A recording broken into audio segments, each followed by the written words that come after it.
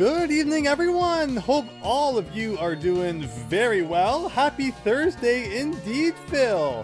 Thank you so much for stopping by the stream. Christian, hello! Jackson, good to see ya. Real. Max Howard, loves Mario. Not going to be any Mario today unless we switch course and play some NES Classic Edition. No, not NES Classic Edition. Nintendo World Championships NES Edition, the most successful Switch game ever made. You love the Switch too, Christian, so don't worry, I've come prepared with, notes. We're gonna be doing this whole slideshow thing today. Like, I feel like I'm back in grade 10, giving a freaking PowerPoint presentation. But I had to add the Switch 2 at the beginning there, but of course we're going to be talking about that. And we'll talk about it here before we get into the game and have to ruin our night of, Yooka-Laylee fun, talking about this future console that's barely even been announced yet. And yeah, fascinating news today for sure. What about Mario Galaxy 2? I hope it's the right night. It is Thursday, right? So I should give an update. Last Monday, we ended a bit abruptly. I was even considering doing 2 whole worlds of Mario Galaxy 2 in one night. In fact, I don't think we're going to be doing one a week. My plan was always kind of to try and do 2. Otherwise, it might take forever. But the internet was just not having it. But I do have to be thankful in a sense because it ended perfectly when I was about to finish up World 1 anyway. So it's really nice it didn't wait until I started World 2 and then it cut out. And it was a house-wide internet problem. It wasn't a stream-specific problem or a Wii U problem or anything. It's just the whole house was having internet trouble. And then Tuesday was good for internet, and then yesterday we had some blips again. So it's every other day, I guess, which means we should be good today, hopefully. Fingers crossed. But yeah, the Switch 2, honestly, it was kind of leaked a few days ago, maybe a week or so ago now, right? And Nintendo came out and said no, that's not it, that's not the thing. And, we're okay, are you sure about that? And the one thing that really caught my eye was on the back, where it had the Switch logo with just a 2 after it. And I was like, there's no way that's gonna be the official logo, so I can believe that this is not real. There's no way it's gonna be that uncreative. And then here we are, a few days later, and in Nintendo's official reveal, literally it's just, here's your Switch logo with a 2 after it. Enjoy. Fingers crossed, says Christian. But yeah, so, I'm not in hype mode or anything yet. I gotta hear more about it. I gotta see what games it's gonna have. So far, it just looks like the Switch original with magnets and, some other funky stuff. But to me, the games are important. What features it's going to have are important. I'm not so worried about the hardware and all that. So we'll see. We'll see what's going on there. But I just can't believe that's actually the logo they went with. But it looks like what's happening here, and I think what their mindset probably is Nintendo is pulling a PlayStation 2. Where now we can expect going forward to just keep seeing, increasing iterations of the Switch brand. Switch 3, Switch 4. And Nintendo, we've talked about, kind of dug themselves into that hole. Where every console going forward essentially has to have this, portable / home console kind of combo to it. Because it would be so weird for them to deviate from that after it was such a popular thing this generation. So that's just, I think, what they're in now, is we're just going to keep seeing new numbers of Switch for the rest of Nintendo's life because they've put themselves in a position where they essentially can't do anything else ever again. And yeah, that's why their logo is essentially just PS2, but now it's Switch 2 instead. I'm sorry, Max Howard, that's my deductive reasoning leads me to that conclusion in this case. That's what it looks like. It's what it really looks like. I'm so sorry. Honestly, I wasn't hoping for one thing or another. I'm not even ready to buy a new console yet. I have not been asking for a new Nintendo console in any way, which is why I'm just gonna sit back and see what Nintendo has to say. Let them wow me. I'm not, just run into it, blindly. I want to see what it has to offer before I decide to give it my attention. We need to create hype for Andrew, but see, that's Nintendo's job. It shouldn't be the expectation that people just buy your thing. You should have to, give me good reason to. But we'll see what happens. I'm not writing it off yet. I'm not, dying for it yet. I will wait in bated breath like everyone else. You've played this game so far for 21 hours, 18 minutes, and 52 seconds. That's a long time. You only need 2 hours and 42 minutes to reach 24 hours. A whole day of my life dedicated to Yooka-Laylee. And honestly, no regrets. It's been fun. I hope you've all been having fun as well. Where can I get rid of this now? So you can actually see what's going on here.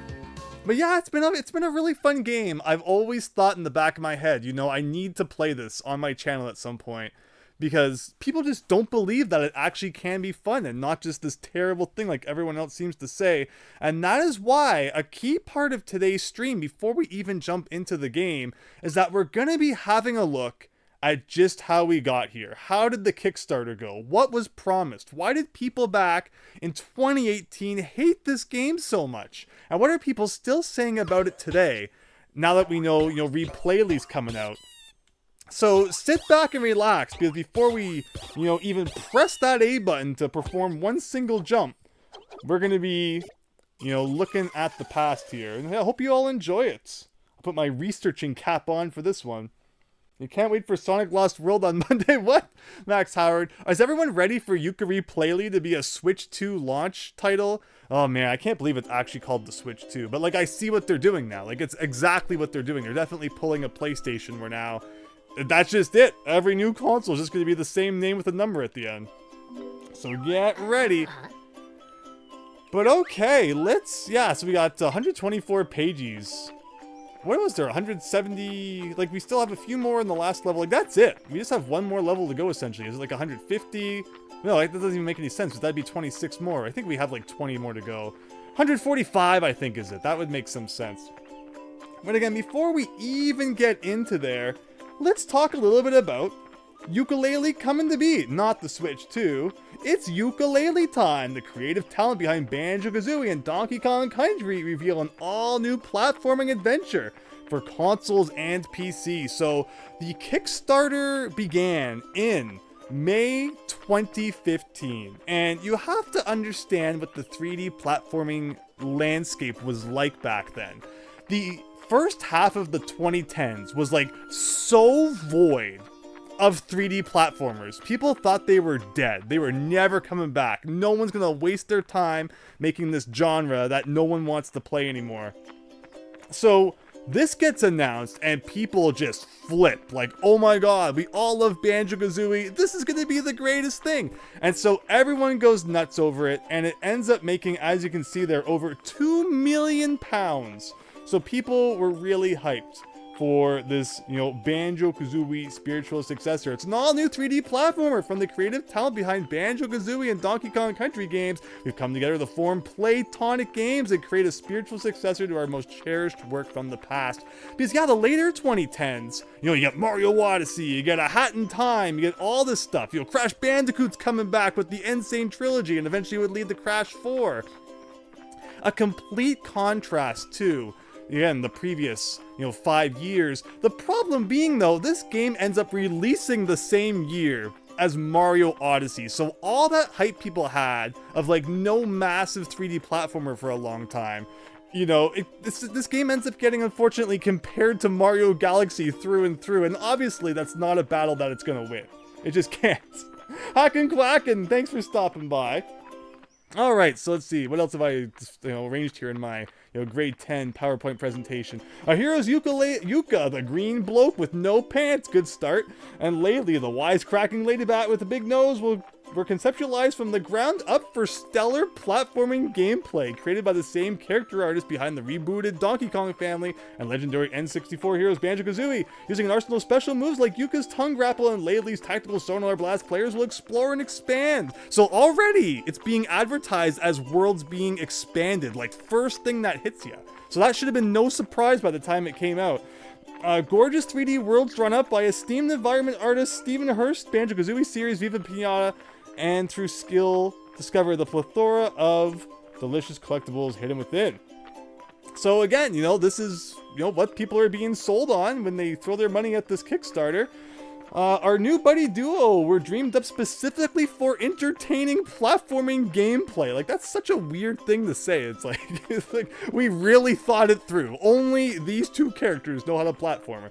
And exceptional color coordination. I think we've captured the spirit of past heroes while introducing our most inventive moves. Yeah, and I mean, yeah, it makes sense. You know, that's a cool color contrast, kind of like Banjo and Kazooie had. And then it was sonar blasting, tongue whipping, sky soaring, a move roster built for platforming fun and unlocked with added freedom. Additionally, there may or may not be a move involving a giant fart bubble. So I guess that bubble underwater is supposed to be a giant fart bubble. Was that addressed when we unlocked it? I mean, I guess it makes some sense. And then there's the whole, you know, hot tub thing. That makes some sense.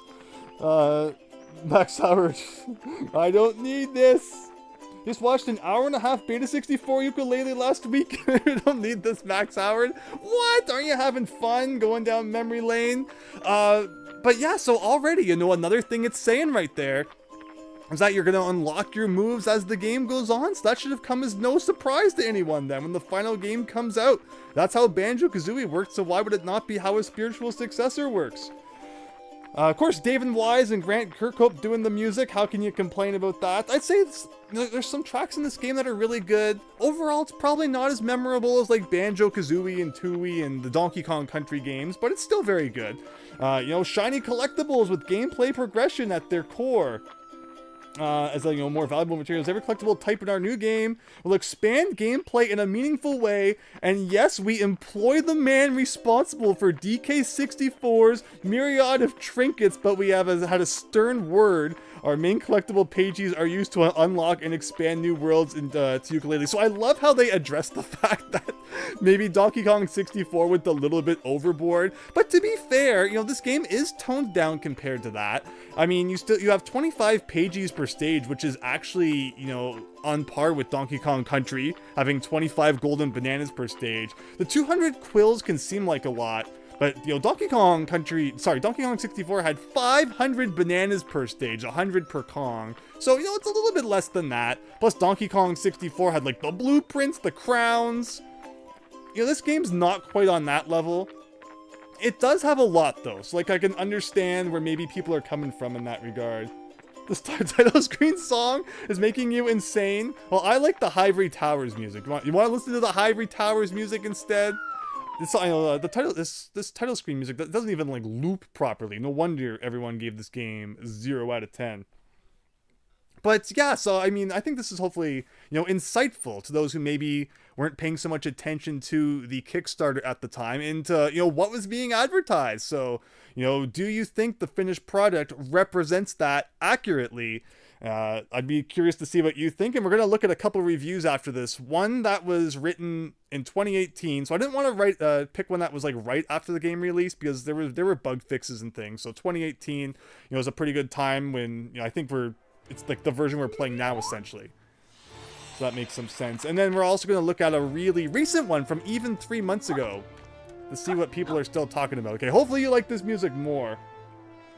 And what else we got? Expandable worlds again. That whole concept of worlds being expandable being advertised is pretty fascinating. So that should have come as no surprise. Now, did they overdo it a bit? You know, people maybe would have expected more than just 5 worlds that kind of expand. And, you know, the way that we played the game was really key, where we played it without expanding the worlds, unlocked all the moves, and then went back and played them again, knowing that we could collect everything. Because if you go in hoping to find everything on your first playthrough, it's not going to happen. So, you know, we definitely benefited from playing it the way we did, where a lot of people probably tried to just do everything at the very start, and, you know, that's why there was a lot of frustration. A cast to last, so, you know, all the characters and stuff that they created. You know, play tonics. This is the weirdest thing to advertise. Discover these unique gameplay modifiers and use them to customize gameplay to suit your style.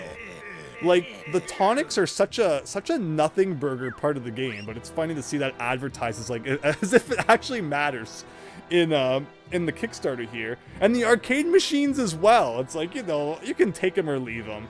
They're not that big of a deal. But, you know, they really wanted to kind of push that in the initial thing there. I didn't know how they ever made this game spelling public. What? These worlds make me want to expand out of the Switch home screen and select Mario Odyssey. Freaking Max Howard. Have a little bit of positivity. See, you're why everyone hates this game. But, you know, moving on, we got stretch goals, everyone. So, yeah, it raised over £2 million. And Kickstarter stretch goals are so weird. It's like, they just start throwing, like, completely unnecessary stuff at the wall, hoping it sticks, when time and effort should really probably be spent better in other places. But, like, let's have a read here. Like, what number is that? The checkmark kind of covers it up. I think that's 175,000. PC Max and Linux releases on day 1. Okay. 275, a unique epic boss battle for every level. So, look, before that, there weren't even going to be boss battles. 330. Pre-final boss quiz show challenge level. Does that actually exist? I guess we'll be finding that out today. So 395 is what gave the game transformations. 435 is where minecarts come in. So if they hadn't raised 435,000 pounds, you wouldn't have to suffer through the minecart stages.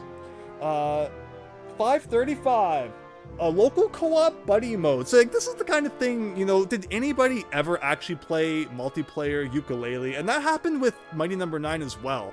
One of the things they started saying was, you know, online co-op multiplayer mode, and no one played it. And you know, if you want to collect the trophies for that game, I think some of them were actually related to that mode. So good luck finding someone who can do that with you.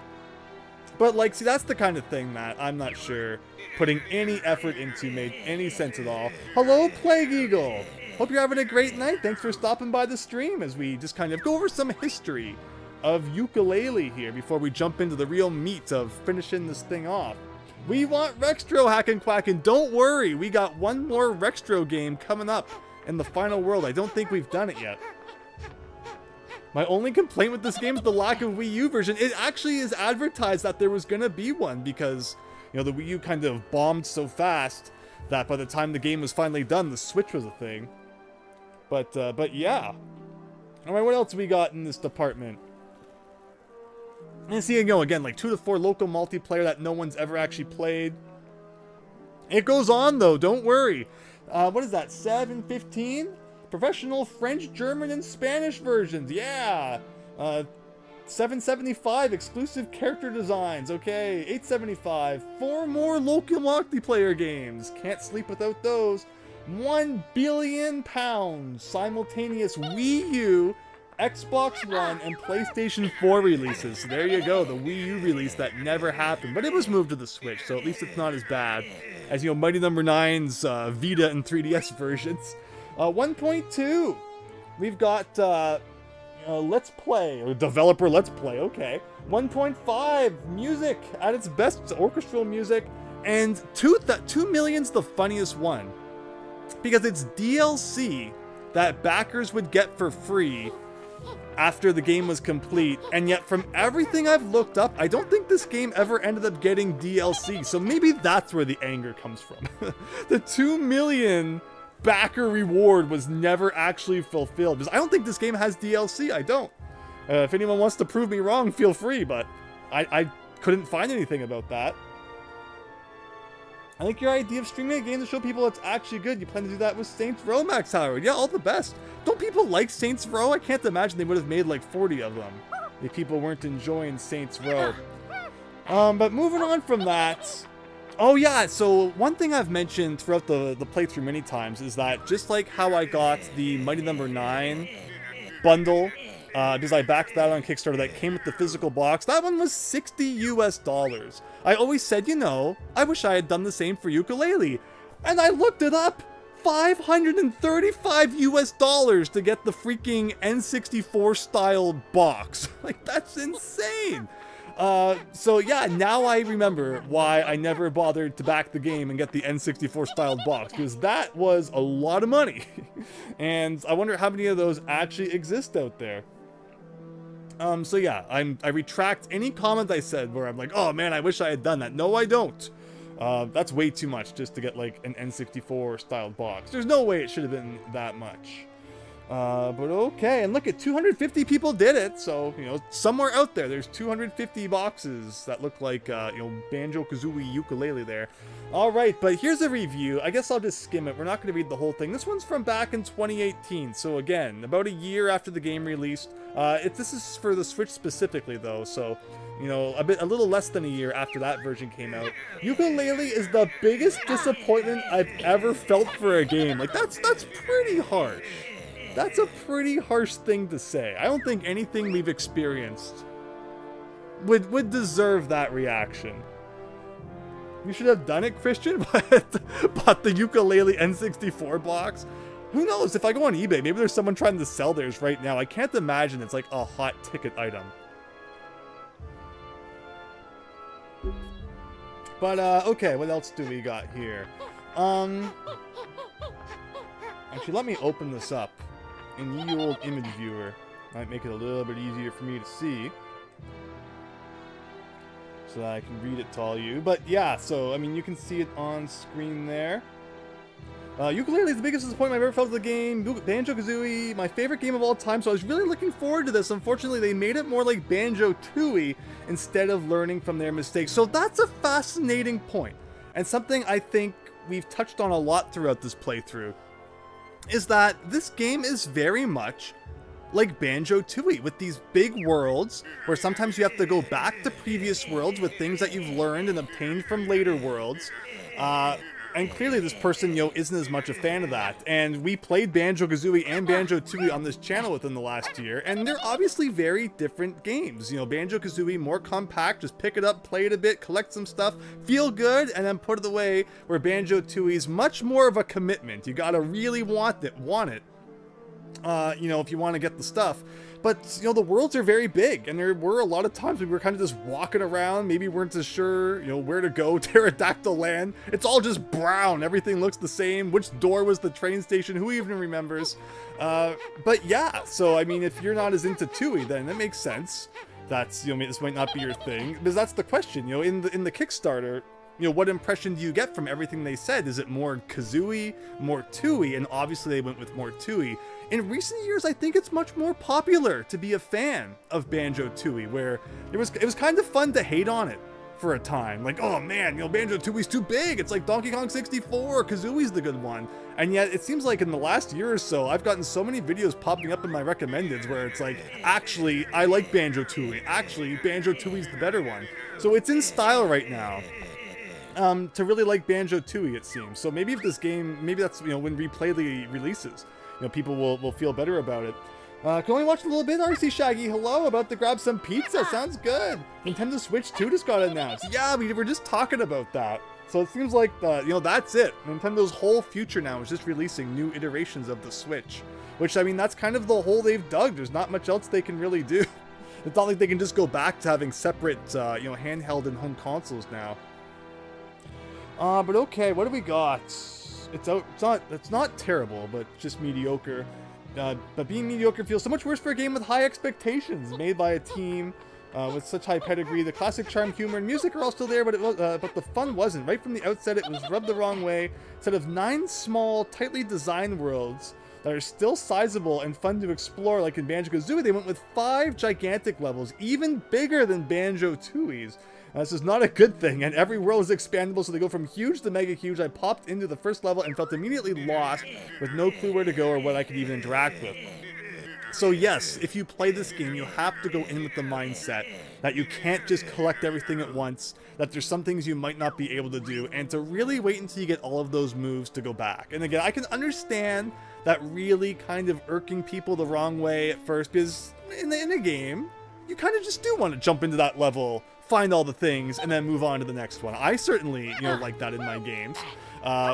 So, you know, for Yooka-Laylee to be so in your face about that from the very beginning, I can understand people not enjoying that so much.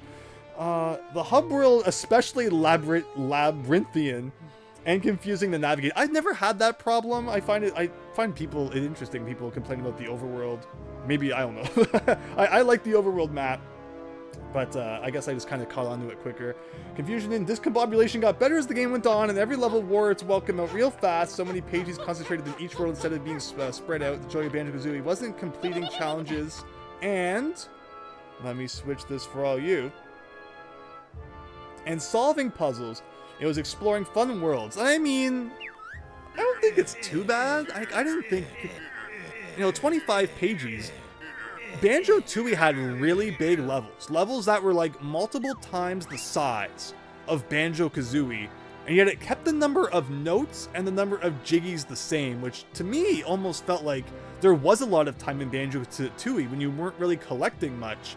Because there just wasn't as much, it was the same amounts as the previous game, despite the time that the fact that they mega-sized the levels. So I can actually appreciate that they increased the number of quills and pages in the levels in this game, because it matches the bigger worlds better. That's kind of my feel.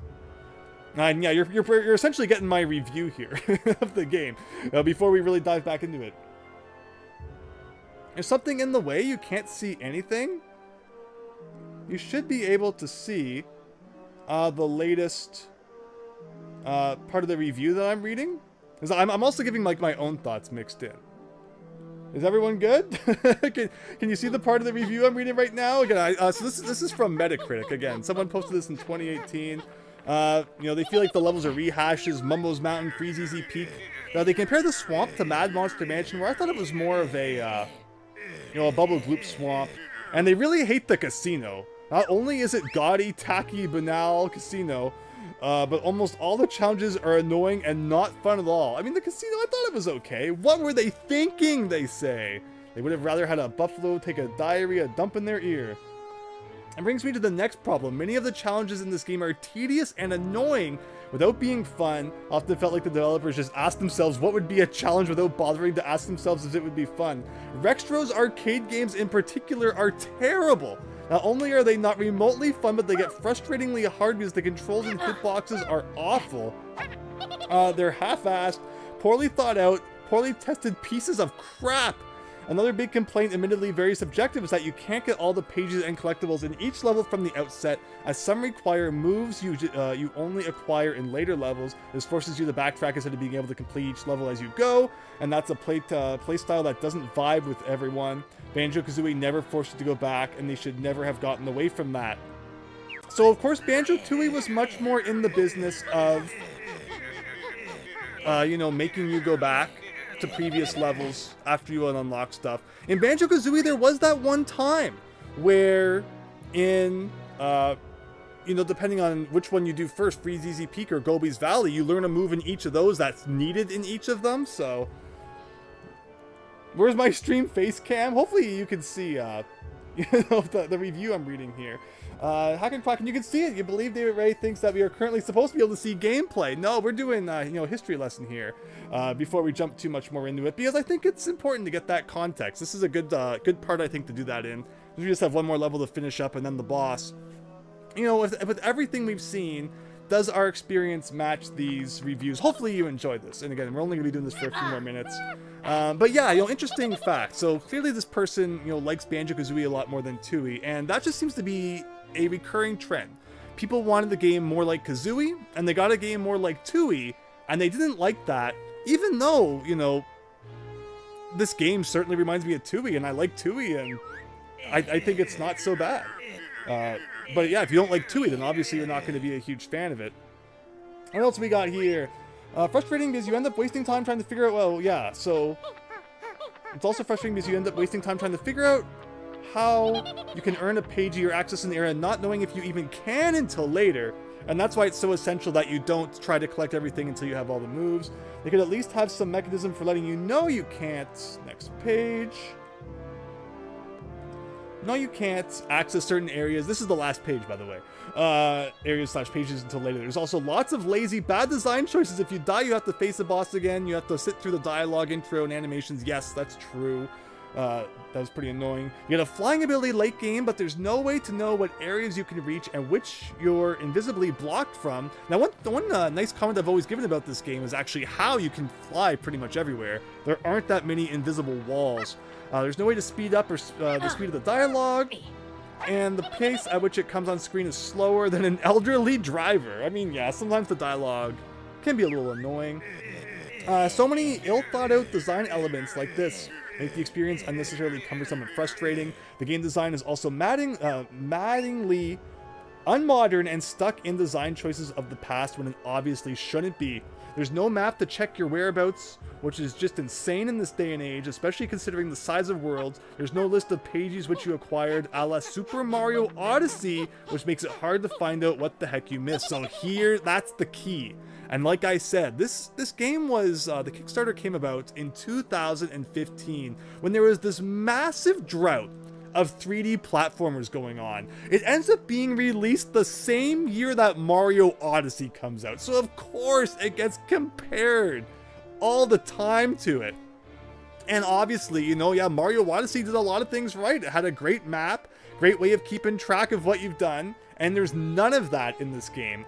All of which Replayly looks like it will be correcting, if that's your thing. But I've also said, you know, Replayly looks a lot more like they just, you know, took a complete 90-degree turn, and it's going to be a lot more like Mario Odyssey than Banjo-Kazooie or Tooie. Where, as someone who really likes the Banjo-Kazooie and Tooie style, and, you know, certainly, you know, it's a real question of, you know, should they have modernized it? Do you enjoy this feeling more like an N64 game recreated in the modern day, or would you have preferred to see all those modern conveniences that we have in the modern day? It's a real toss-up on like what you prefer, right? And I guess with Replayly now, both those versions of the game will exist, and you can have a choice to play the original, which does zero hand-holding whatsoever, or you can play Replayly, which is essentially, you know, all the kind of quality of life things that Odyssey brought about. PowerPoint better have a final slide that says thank you for watching in Comic Sans, Max Art. Oh, I'm so sorry to let you down. But yeah, so that's definitely what happened though. Mario Odyssey came out. A lot of other platformers were coming out around this time, so of course Yooka-Laylee kind of got compared to all of them in that way. Finished everything. I hope Playtonic does keep making games. I do hope they make a sequel. I just hope they listen to their fans and critics to fix the issues while still remaining in the true Banjo-Kazooie roots.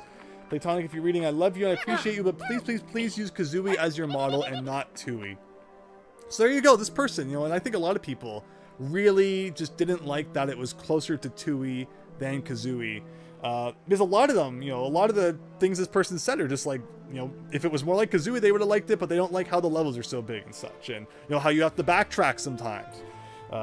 So, legitimate concerns, and also I think, like I said, you don't want to jump into the first level and be hit with all these things that you already can't do. Where unfortunately, maybe the game could have toned down on that a little bit. So the last thing we're going to look at is a review from 3 months ago to see how maybe people's opinions have changed over time. Because on the Kickstarter, the original Yooka-Laylee Kickstarter, they posted an update in October talking about how they're working on Replayly. And you can actually see comments that people posted to that post. I think you had to have backed it to be a commenter. And there's a lot of things like, hey, we backed the original game, we should get this one for free if it's just an updated version of the original. Now, as we've seen, it's kind of like a complete rebuilding of the game. It's essentially not even the same game anymore, especially if you go look at the, the preview and stuff that have been released. So obviously, they're not going to be getting it for free, but it's interesting to see what people's opinions are. This was amazing TEDx talk. Yeah, they got to invite me next time. But alright, this is only one page, so we'll read this one real quick.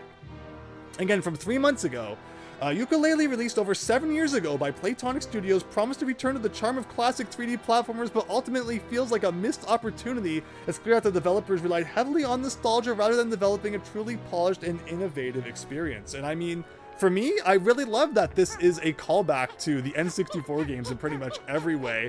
Because if you start to modernize it too much, again, you start losing the charm of the games back then. And a lot of what I see from what Replayly is going to be is it feels really modern and, not like you're playing an N64 game reborn. It's more like you're just playing a modern platformer. And, certainly there'll be people who really like that. But to me, I enjoyed this a lot. in the form it's in. The game is plagued by lackluster level design that often feels unfinished and repetitive. While it aims to capture the spirit of beloved titles like Banjo-Kazooie, it does so with a lack of originality and creativity. The mechanics are clunky, and the controls can be frustrating, detracting from the joy of exploration that the game genre is known for. Additionally, the humor and charm that defined its predecessors are disappointingly shallow. Many of the characters and dialogue feel like rehashed cliches rather than fresh ideas, making the experience feel more like a cash grab than a heartfelt tribute. In an era where platformers have evolved and become more refined, Yooka-Laylee seems stuck in the past, showcasing Playtonic Studios' unwillingness to invest in necessary effort into creating a standout title. Instead of paving new ground, it feels like they took the easy route by banking on nostalgia without delivering the substance that fans deserve. If you're looking for a game that truly honors the legacy of its inspirations, you may want to look elsewhere. And I mean, so now you can be the final judge. Don't have to take my word for it. Don't have to take anyone else's word for it. You saw what was promised on the Kickstarter page. You've seen what people's responses are to the finished product. Do you think that people got what they backed? Do you think that people got what they backed and they're just like unhappy about it? Do you think people didn't get what they backed, so their unhappiness is justified? I would love to hear what all of you have to say. And get ready for Yooka-Laylee as a Switch 2 launch title. That's my bet. Everyone's gonna run out to buy the Switch 2 so that they can play Yooka-Laylee at launch. Wow, that was crazy. Back in elementary school, I I hated it. They'd be like, make a 5-minute presentation. And I wanted to do anything but that. Then here I am, just talked about a Kickstarter page for 30 minutes. I hope I get an A+. Hope you enjoyed. You should make a 20-minute YouTube video explaining how goated this game is, Brady. I've definitely considered doing a review because I have all the footage now, right? So it'd be easy to just make a review using my own footage. Don't even have to go steal it from like fullplaythroughs.com or whatever. So yeah, we'll see how it goes. But thanks everyone for listening to that. Hope you enjoyed. Casual Fridays are a ton of fun, but even I draw the line at naked reptiles. Whoa! Games rated 32+. Alright, so with all of that said, hopefully I remember to take all the things off of the screen. Looks like it's good. Hopefully all of you are still around and didn't fall asleep during my ramblings. I remember in like grade 4, it was freaking speech day. Everyone had to write a speech, and oh my god, I hated that so much. The last thing I wanted to do was talk in front of the class about literally anything, because like, who really freaking cares? The more someone knows about you, the more they're just gonna find reasons to make fun of you. So my speeches were always about like plants. Just the most boring crap ever. It was like, no one can make fun of a guy talking about plants unless you're a guy who talks to plants. Then really, what are you even doing? But yeah, where are we even going? Here's Vendy. Remember, Vendy was like a big advertisement in the Kickstarter campaign. You paid for this. Hope you like what you got. How do we unlock the ones that we haven't unlocked? Finish the story. Finish the story. You have to figure it out for yourself. Probably like collect every page. Actually, that one's collect every page. Well, we'll see what happens. Where's the level? I thought it was around here somewhere. Looks like it's probably in here. But yeah, just speeches stink. But now I'm like so good at talking in front of people. It's funny. If you want to get good at public speaking and not being nervous as you ramble around, definitely start a YouTube channel and upload like almost every day. Because that was the difference. It wasn't because I went to school or whatever. It was because in like 2012, I was uploading a video almost every single day. And you just get used to talking like that. You get over like the, hating your own voice or whatever. So hopefully you enjoy my hilarious antics. Hi, Azul! No, you don't want to know, Azul, the horrors that await. You'll understand why you need those extra 2 years soon enough. Where's the brown bricks? Right? Twitch streaming did that. Yeah, exactly, Azul. Yeah, streaming's another one. Like, stream every other day or something, and you'll amaze yourself by how much better you get at talking. It's funny. But okie dokie, into the last world we go. Galleon or whatever it's called. There wasn't all that much we could do. the first time we were here. The unexpanded version of this level was like super small and not that exciting, but as soon as we get in here, we'll pause the game and refresh our minds on exactly what it is we're looking for.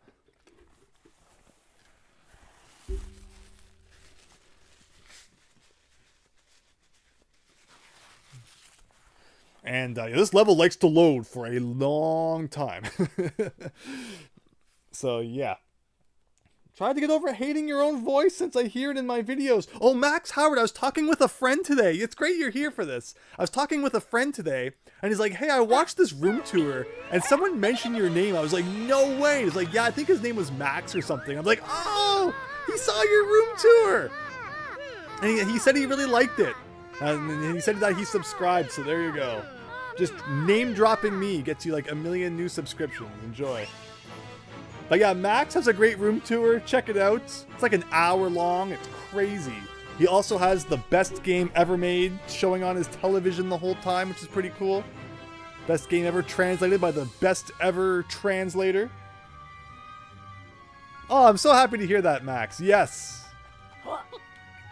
Yeah, I was really happy to hear that too. I was like, oh yeah, I'm definitely gonna tell Max that. I posted a comment on it today. I was waiting for you to be like, Andrew, why are you commenting on my room tour today of all days? Because yeah, we opened it up and we were just talking about it a little bit. And yeah, so congratulations, you have the best room tour ever made. No, room tours are cool. I feel like they're, you don't see as many of them anymore.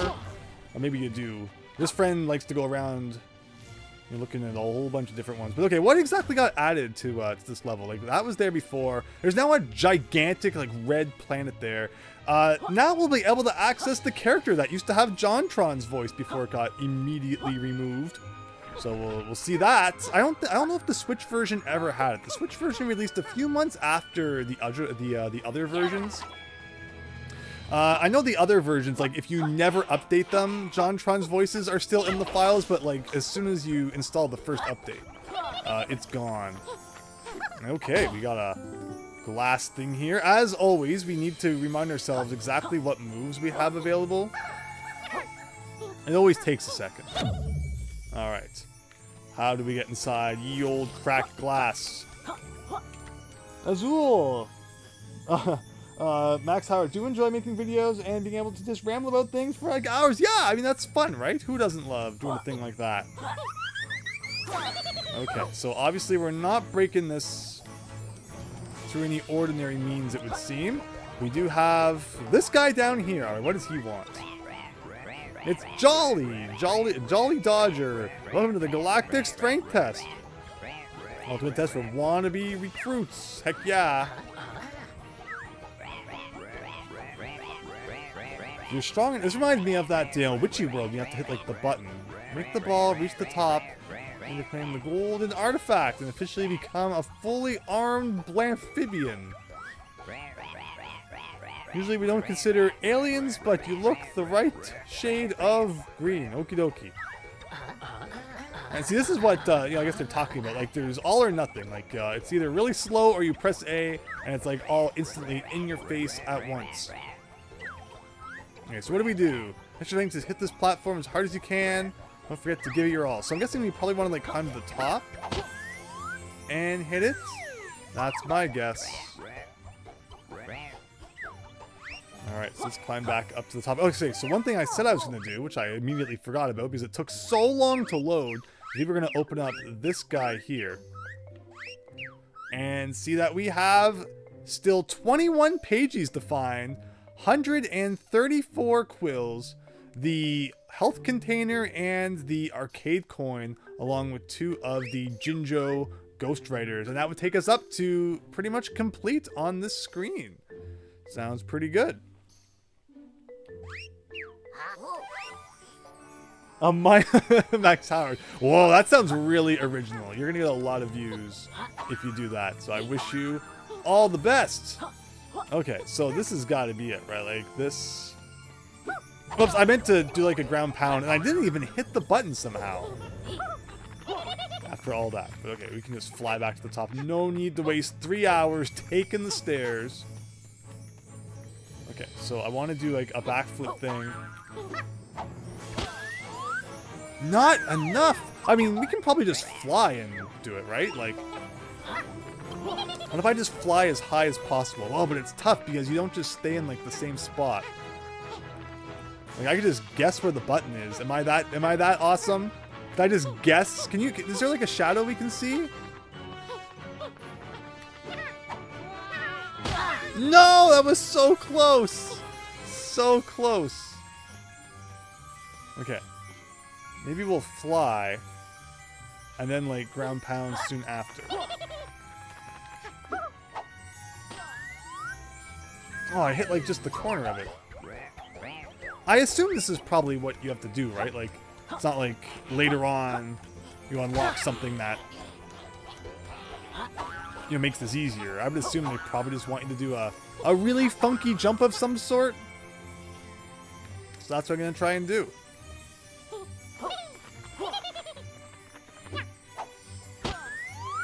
Oh, come on!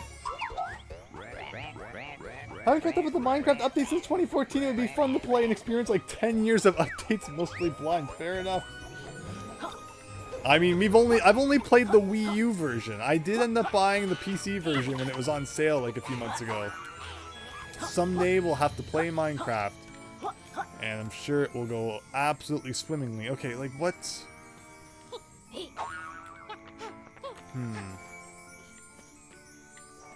Like, am I forgetting any other way to get more height?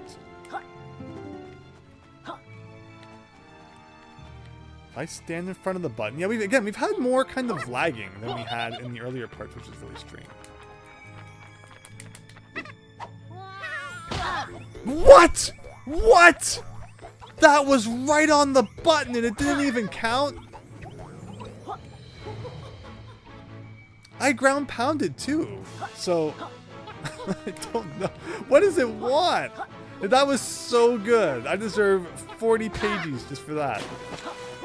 Okay, what? Oh, do we need to become Cannonball? And then, like, we're heavier? Is that the trick? Did I accidentally come across this secret trick? It kind of feels that way. If this doesn't work, if becoming, like, the embodiment of a Cannonball doesn't make, you know, your smash on this target better. Wow, I think it disappeared right before I ground pounded, too. You gotta be just a little bit quicker. Boom. Okay, so, like, what are these? These are kind of weird. Alright, we gotta be fast. Gotta go Sonic speed here. I'm gonna skip that rock. It's my super secret speedrun strat. Now, I guess what we could do, instead of taking the stairs, I could have just flown to the top. Okay, and then from here...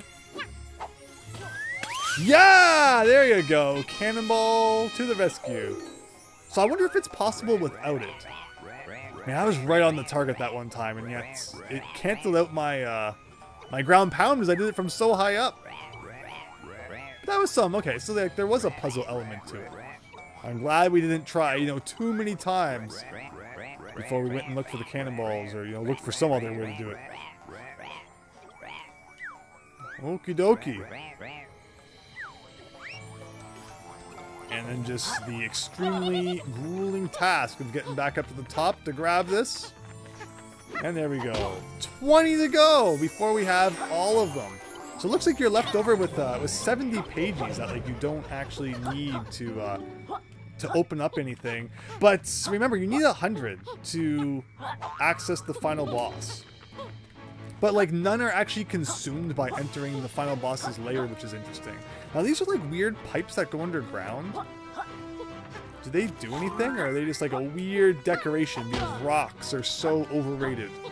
Seems kind of that way. Just checked your room tour and saw you got your first hate comment, and it's really funny. What? Some guy telling me to grow up and go, okay, that's ours. Hi, Coca-Cola, you've never seen so many colors at once. Yeah, isn't this like a really funky level? This is what outer space is all about. I mean, it has that retro feel to it, too. With that retro, like, you know, pinkish, you know, purplish vibe. You gotta love it. But hi, Coca-Cola, hope you've been well. Thanks for stopping by the stream today. I think we were in this cave in the last part. That would be my undoing, though, just assuming that we've been in there. And, you know, not going to check better. But yeah, I think we did, like, this whole island, right? Or maybe... No, maybe not. I could be making that up. Like, where am I actually here? All right, well, you know what? We'll go in the cave just to make sure. We don't need any silly things like that. Things have been quite good, Cola. Thank you. Today we're finishing up Yooka-Laylee, and you know, next week we'll be starting Donkey Kong Country Returns. Yeah, we did do this. And on Mondays we're playing Mario Galaxy 2, which, you know, fingers crossed. I don't even want to talk about it, but I'm going to anyway. You know, we had internet difficulties on Monday. It wasn't a stream thing. It was just like the whole like street or something was having internet issues for some reason. Hopefully that doesn't strike back today, and we can get this done. But yeah, otherwise things are good. Thanks. Hope all of your streams have been well. All is going well. Uh-oh. Yeah, you know, talking about it is the kiss of death for sure. Hey, where do I want to go next? What do we got going on here? Oh, it's the cloud guy. We got to race the cloud guy. We probably have to transform into a boat to do that. Yeah, very strange. Very strange. But yeah, I guess this is all new. Okay, so yeah, that dock is new. Over here, we freed this like piece of a Pagie. But he's like, come back after you've expanded the world. So I guess we'll talk to him before we forget. Thanks for defrosting me. Got torn up by Capital B's minions and thrown around this world. Hey! Maz Luigi, thank you! In Bart's voice, trying to mimic Mr. Burns. Angry Dad, you're fired. Yes, Fennec posted that in the Discord server. I love that. That's a great episode. Again, I say that for me, I enjoy Simpsons up to like season 15, so that is certainly captured within that range. Crazy to think they're up to like, what, season 43 now? So over half of Simpsons, I like don't even know. Okay, so I don't know if we had to talk to that guy to trigger it, or if, you know, just by defrosting them now they're all out there somewhere. But yeah, we're looking for pieces of a Pagie, and you know, in this massive world, which is just so big. Again, it was so small before we expanded it, and now it's like massive. But all right, let's go down here. This is all new, I think. We got these teleporters that take you all over the place. I have no idea what order we should do anything. Oh, that's right, you fly into these. There you go.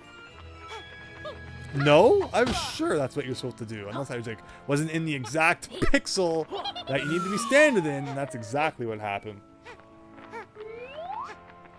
The name of that game suddenly made sense when you said it out loud. That's funny. Yeah, I guess reading it could be a little strange. Alright, I don't even know where I am, but we're on some island now. Yeah, we're gonna get lost really fast. I see Rextro, though. Hackin' quackin', get hyped. One final arcade game. I don't think we found the coin yet. Rextro decided to stop trying to learn modern game rules. Fair enough. Rextro learned it's okay to be old-fashioned, even if that makes fun. Rextro still believe in himself. Maybe got like a, you know, Star Tropics 3 in that arcade machine there. Old computer characters like you can't be self-aware. I can just skip to the bit about arcade tokens. Now, we do not have the token yet, so we're gonna have to come back after we found that. It's not usually too far. It doesn't seem to be hidden directly behind, though, so foiled again. Here we go, hacking quacking. Yeah, unfortunately, though, we gotta find the coin, which could be just about anywhere. But I'm kind of, you know, taking our time here, going from island to island, because, you know, if we just kind of skip, you know, fly, we'll end up missing something. Okay, we have, are these grenades? Yeah, okay, what can we blow up with good old grenades? I see there's like a weird building here with a very fragile wall on the side. It's these dudes again.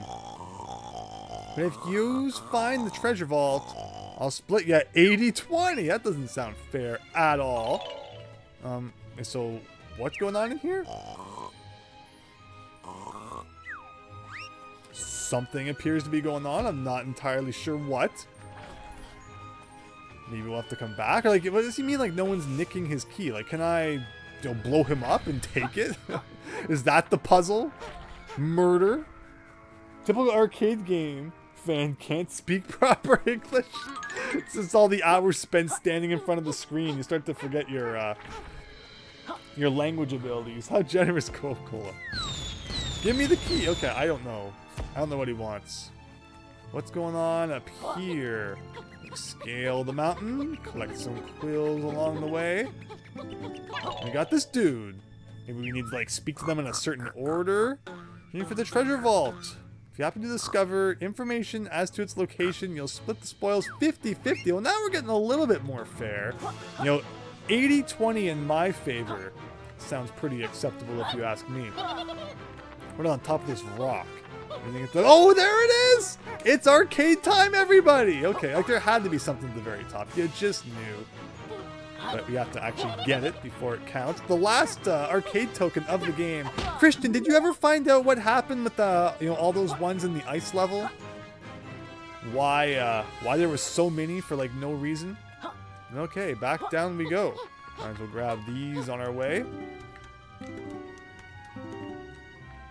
And where was that arcade machine? Somewhere to our left. There it is. Alright, what kind of game do you think it's going to be today? I'm just going to go over here for a brief second.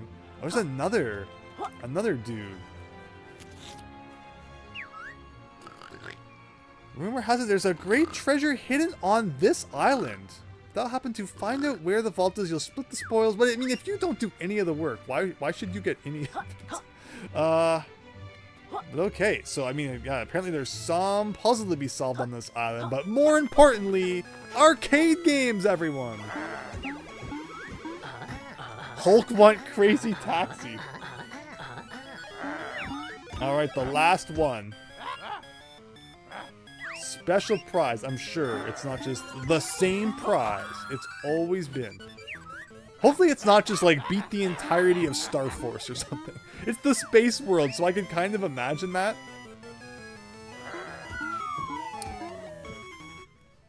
Christian, you were so torn when I accidentally picked the right one on my first try, and even I'm upset. Azul! Alright, Azul, hope you feel good, hope you feel better, get some rest, and thanks for stopping by, hope you have a great night. Coca-Cola, we got cats going on. Collect quills and dodge space junk. In this radical flying game, Rextro's favorite, this one. See, everyone loves shmups, you can't even deny. We just move and boost. Doesn't get much more simple than that. One button. This game could have been on the Atari 2600. It's not Space Force, thankfully.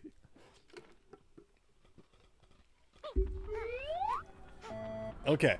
So, like, do we just, I guess, wait it out till the end? Whoa! Whoa, you drop like a stone. Did you see this, like, did you see me instantly die? Because I pressed down, like, once, and he just shot into the floor. Whoa! Okay. So you have to keep pressing B to ascend, and if you, like, delay on pressing B, even for, like, a millisecond too long, he dives into the ground. And even the arrows are deadly. Never have I seen, like, something that's supposed to be so helpful also be so painful. Alright, so the question is, how long does this go on for? But, so this is, you know what this is. You know what this is. I'm going to look at the chat, and you've all probably called it out already. This is just Flappy Bird Coca-Cola! You win! You win! Congratulations! Yes, that's exactly what this feels like. 2017, Flappy Bird, I think it was like a couple of years before this, or around this time, and it was all the rage. So that's exactly what this is. This is just Flappy Yooka-Laylee. Good call, Coca-Cola. Because no, I was expecting more of a shmup style controls, but yeah, the way that you just nosedive if you don't press the button is exactly like Flappy Bird. So remember, the high score doesn't matter on our first run. Unfortunately, you're forced to play it twice, where your high score is recorded the second time, which is really stupid. Like, if you do well enough, why couldn't you just get the high score on your first go? But remember, let's keep an eye on what our score is and see how it compares to what we're required to do on our second playthrough, which I've gotten much more used to the controls now. Ooh, I should not have tried to go down there, but I did and somehow survived. Now, that looks like a death sentence if you go down. So you can press left, okay, to kind of like slow yourself down. you press right to kind of proceed a little bit. Hopefully this isn't too long, but I can see them making this way longer than it should be. To the point where it's like excruciating. But otherwise, here we go, almost at 10 billion points. Thankfully there's like a little bit of leniency with the hitbox. Laylee can kind of like phase into it a little without you dying, but still. Hey, we're over 10,000.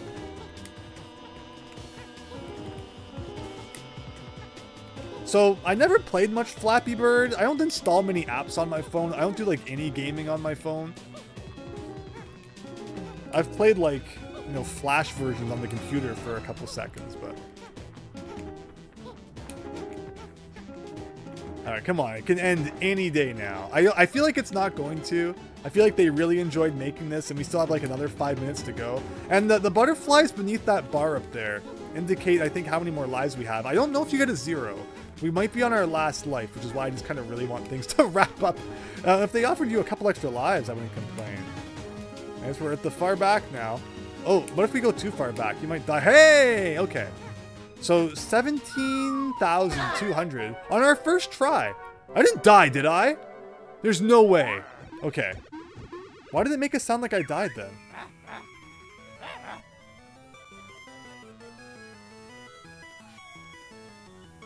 Okay. So... Wait, why did my score go down? It did count that as a death. Even though I won. What is happening?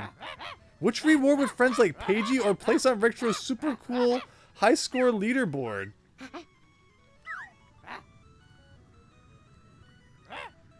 Like, I did beat the high score though.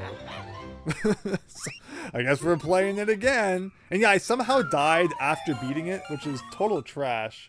Riggery, says Curl Cole. Yeah, that was bad. Down with Platonic. Yeah, like, you know. I seriously had 17,000. I lost Quills even after I had passed the finish. That's so garbage. It's not Star Force, but it's worse. Flappy Bird. Yes. All right. Did you all enjoy that? Hope you enjoy seeing it one more time. And I like how it says you have to beat the high score, even though I am now actually the high score.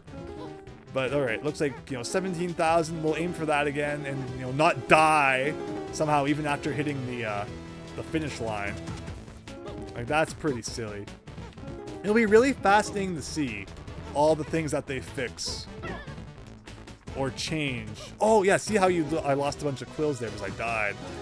You know, in Replayly, how they'll handle the arcade games when they get like a complete overhaul. And hopefully they fix quirky things like that. But yeah, here we go. You saw it once, wasn't enough, so you get it again, whether you like it or not.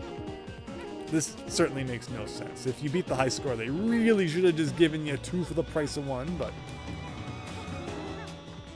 Like, I think it's obvious the game has flaws, but like the game is not the monstrosity that people would have you believe. You know, again, it's like, you know, saying Tui is a horrible game because of Canary Mary or something.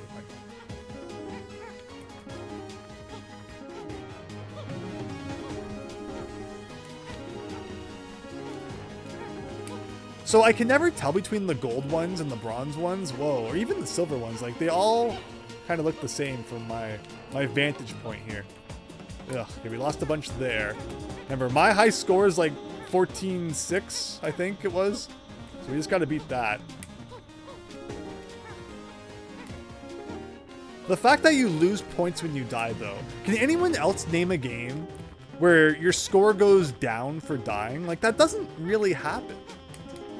Like, you know, if you lose all your lives, I mean, that's it. And then, you know, that's your final score. But you don't usually lose points for a death. So I'm not sure what inspired them to believe that was, you know, sensical to do in this case. No.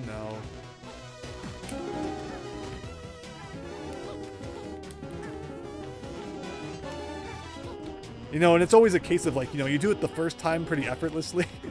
And then, like, you know, the next time when you have to do it, you'll never be able to.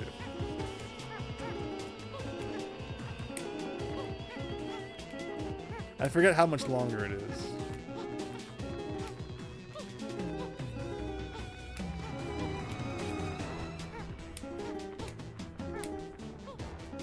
Ooh!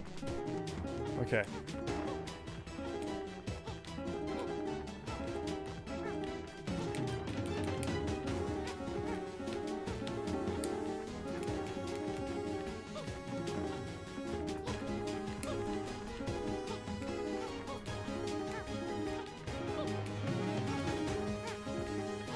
Please don't kill me after the finish, please.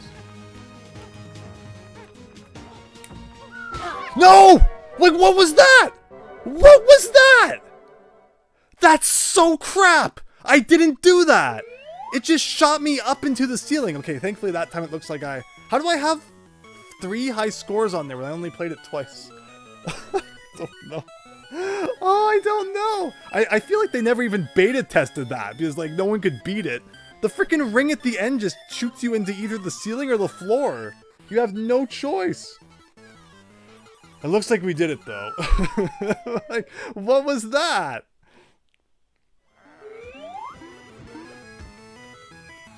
Please tell me that it worked. I don't want to have to play that again. Thank God. Yeah, please, hand it over. Hi, Super Tom Brother! No problem at all. Appreciate you stopping by tonight's stream. You just saw Flappy Bird. No, I don't want to play again. We're done your stupid arcade games. That's it. I'm sorry, Hackin' Quackin', but that's the end of that guy. Never to be seen again. Okay, apparently we have some hidden treasure on this island. That's kind of suspicious. What's that all about? Remember, it's all like painful water down below. So we just gotta, like, you know, try and fly without touching the bottom there. Good riddance, that was terrible. Like, what's with that ending where, like, you're forced to take a death after you cross the finish line? What? So there's some shenanigans going on this island, apparently, in terms of buried treasure. I like the sound of that. I mean, there's a big old cave right here. This is inside the big scary cave. Hi, Fennec! Thanks for stopping by. Hope you're having a great night. Okay, we're in Spooky Cave Town. Can I touch this water? Yes, you can. Is there anything behind the spooky glowing algae? It's kind of really suspicious. This is just like chapter 6 of Star Tropics when you go under the water. Though, like, the one time you get to see all of Subsea, it's pretty amazing. Hey, it's like a literal freaking thing right out of Legend of Zelda. And it's even our favorite character, everybody. Cave Story.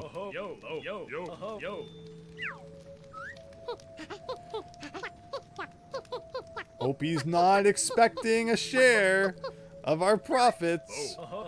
I wonder what agreement they had for having Shovel Knight in this game. Has the Shovel Knight guy, like, ever addressed being in this game and the response to this game? Doing great, Fennec, glad to hear it. Flappy Bat, yeah, thank goodness that's done. Max Howard, Pirate's Life.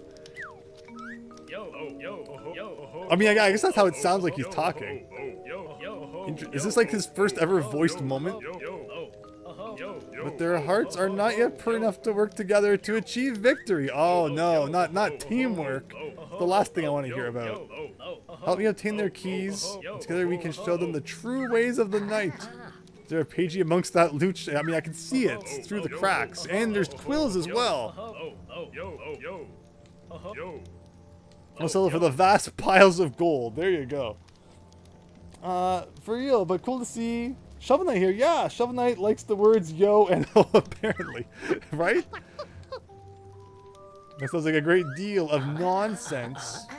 Then Shovel Knight will talk some sense into those pigs. Okay, well, we've already talked to some of them. What exactly do we have to do? The game was made by one person. Shovel Knight was made by a team. No, it was a joke, obviously. That's what we do here. Everything is not to be taken seriously. If it all were to charge his belly, blah blah blah, I'm confident. Okay. So, what do I gotta do? I gotta go, like, mash that guy in the stomach? Is that what it's trying to imply? Violence is the answer? I was right all along. Alright, let's go cause some destructions. Where was that guy's house? It's over here somewhere. I think. There it is. Yeah, so this guy has the key. So we do a thing like this. No, this. No?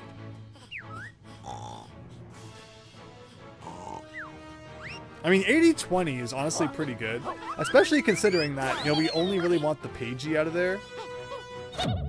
Can we cause pain in any other ways? We're invisible now. I thought he said about hitting him in the stomach. That guy has the key. Alright, Shovel Knight. Explain yourself better. Maybe I just need to pay more attention. Anything else in here? I don't think we really, like, flew around and had a look. Of course we can't fly because I just wasted all that stuff. What about fire? Can I, like, become the embodiment of fire? It's like, sometimes you can, sometimes you can't. Here's how to claim one of the keys. Oh, maybe I need to do it to another guy. Scoffs a lot.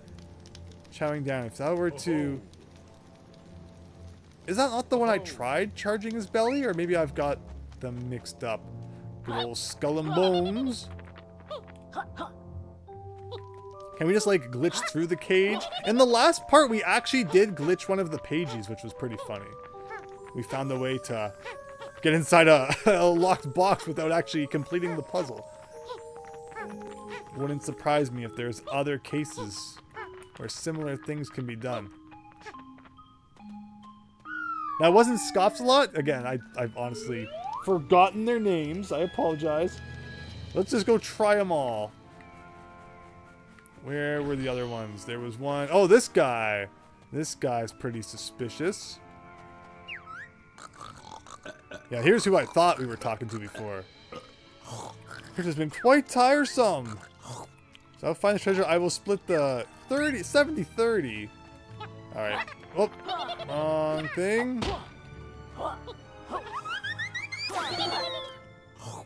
And there you go. Must be time for 11sies. Okie dokie. Alright, so we have a key now. Do we need, like, more than one? There was only one lock. Not sure why you'd be needing more than one key to unlock one lock, but I guess stranger things have happened.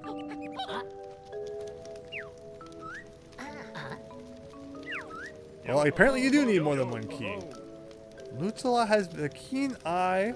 Be sure if thou are spotted. Okay. So we gotta be invisible. My question is, which one was that one? This is what I get for not paying more attention to the characters' names. Super Tom Brother, yes. Yeah, that makes sense. For some reason I thought it was the other one. Okay, I think this one's probably the guy in the house, is my guess. I always lose track of where the heck the house is. It's right here. Right outside. Yeah, okay. So let's turn invisible, like, over here. Can I talk to you from behind? No, I still have to talk to you from the front? Okay. Okay, so I guess I just, like, instantly collected the key. And it seems like you have to take each one back. Unless perhaps you knew the trick, I guess, beforehand. Or maybe you have to do it in order like this, but, you know, we're doing it as it wants us to, so I guess that's good. Yo. Okay, so leap a lot. I think I can figure out which one that one is. Apply more finesse. Penetrate that armory. Try rusting it with water. Followed by a deafening war cry. Okay, I think I understand. There were those water berries, so we're probably going to have to go pick one of those. And then probably like the big sonic shockwave move. Sounds like it might be the ticket. So we got this here. And of course we gotta hurry. I could like fly. That'd probably save us a second or two.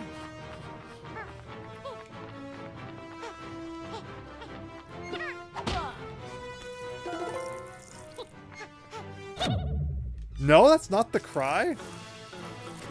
Okay. What else could it be? Like, it's not that.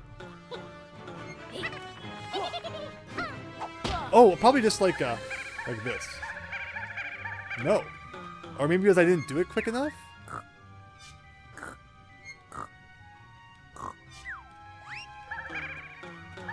Yeah, maybe I needed to be faster. I always forget about just like the normal shockwave attack that we hardly ever use. Is this harmful water? No. Again, it's so hard to tell like what's bad water and what's good water in this level. So we almost missed 3 quills because of it. Need to use water. Yeah, we had the water. The problem was I wasn't sure what the next step was.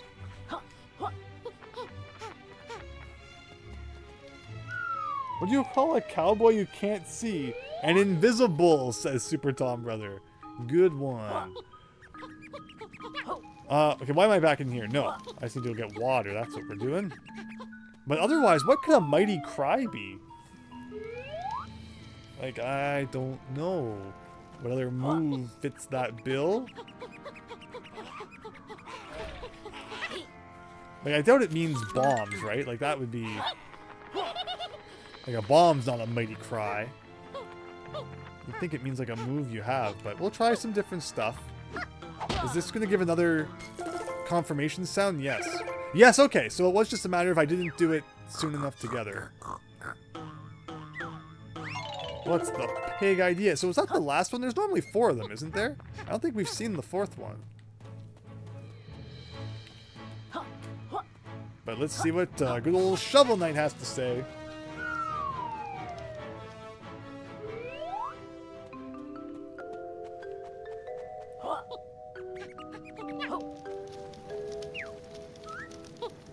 What's next? Okay. Shoots a lot, is a tough little dog.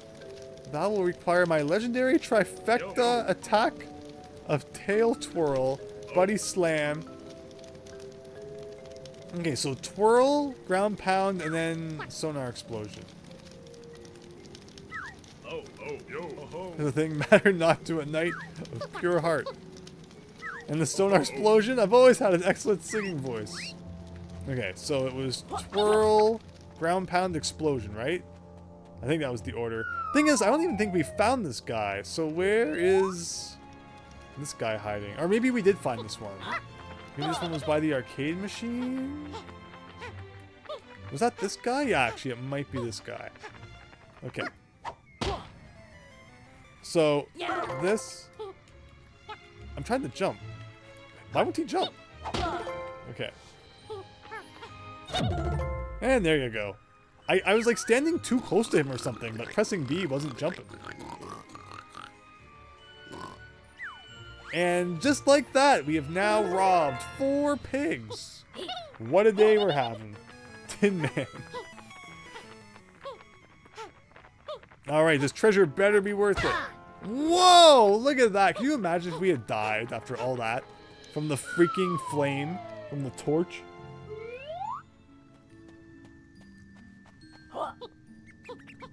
Alright, that's gotta be it. Oh. Oh. Yo. Oh.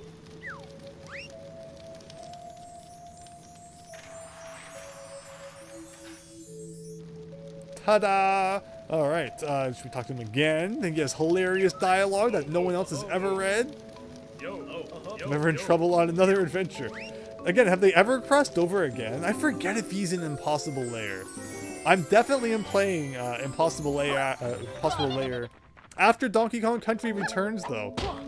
And I like that game even more than I like this one. It's a phenomenal side-scrolling platformer. So I hope you enjoy seeing that one, too. Thievery! Yes, Coca-Cola! Nothing better. This piggy would have given you hiya for trying that, says David Ray. Okay, I think we've done everything on this island now, but I see this suspicious treasure chest up in the sky. It's kind of strange. Oh no! Of course I would die. Hopefully that treasure chest is not like now despawned, never to be seen again, and it contains all of the items we're missing. It is gone, isn't it? It is. Like, what was in the treasure chest? What was in it? Oh! Okay. Maybe they're all in balloons like that. I almost didn't see it. Is it, you know, again, Coca-Cola, you said it. Everything's so colorful. It's almost easy to, like, not see things sometimes.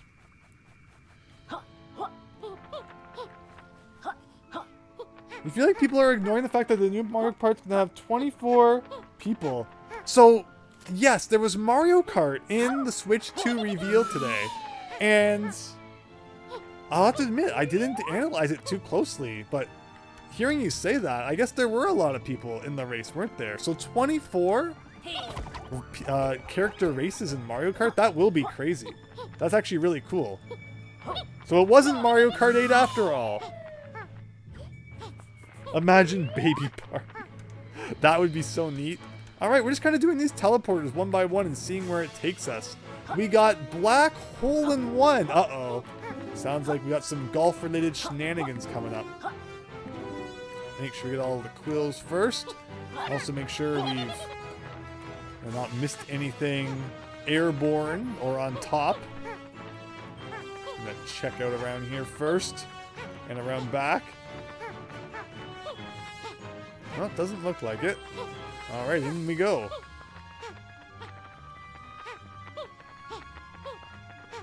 So golf challenges. You know, I beat NES Golf at par.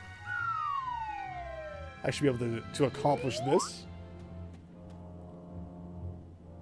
Almost a type of overcolor. NES Golf is up. Yeah, right? Still somehow one of my most popular streams were just like 2 a.m. all of a sudden. I don't know if the YouTube algorithm had nothing else to push at that time, so it ended up on the main page or something, but just out of nowhere, I had like 30 people watching me play NES Golf. Crazy. Well, this guy doesn't want to talk. Okay, apparently... So you stand too close, he doesn't want to talk. Standing here, he wants to talk. Too close, talk. Too close, not too close. Too close, not too close. Welcome, gentlemen. Lady and gentleman, actually. Ha ha ha ha. Wow, okay. There you have it. Good old space golf. You know, we had, you know, space futuristic baseball on the NES. I don't think we ever had space golf, though.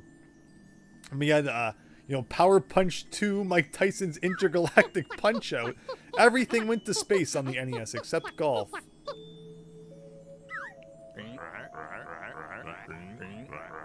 Donkey Kong looked like movie design. Oh, interesting. I'll have to go back and watch that part.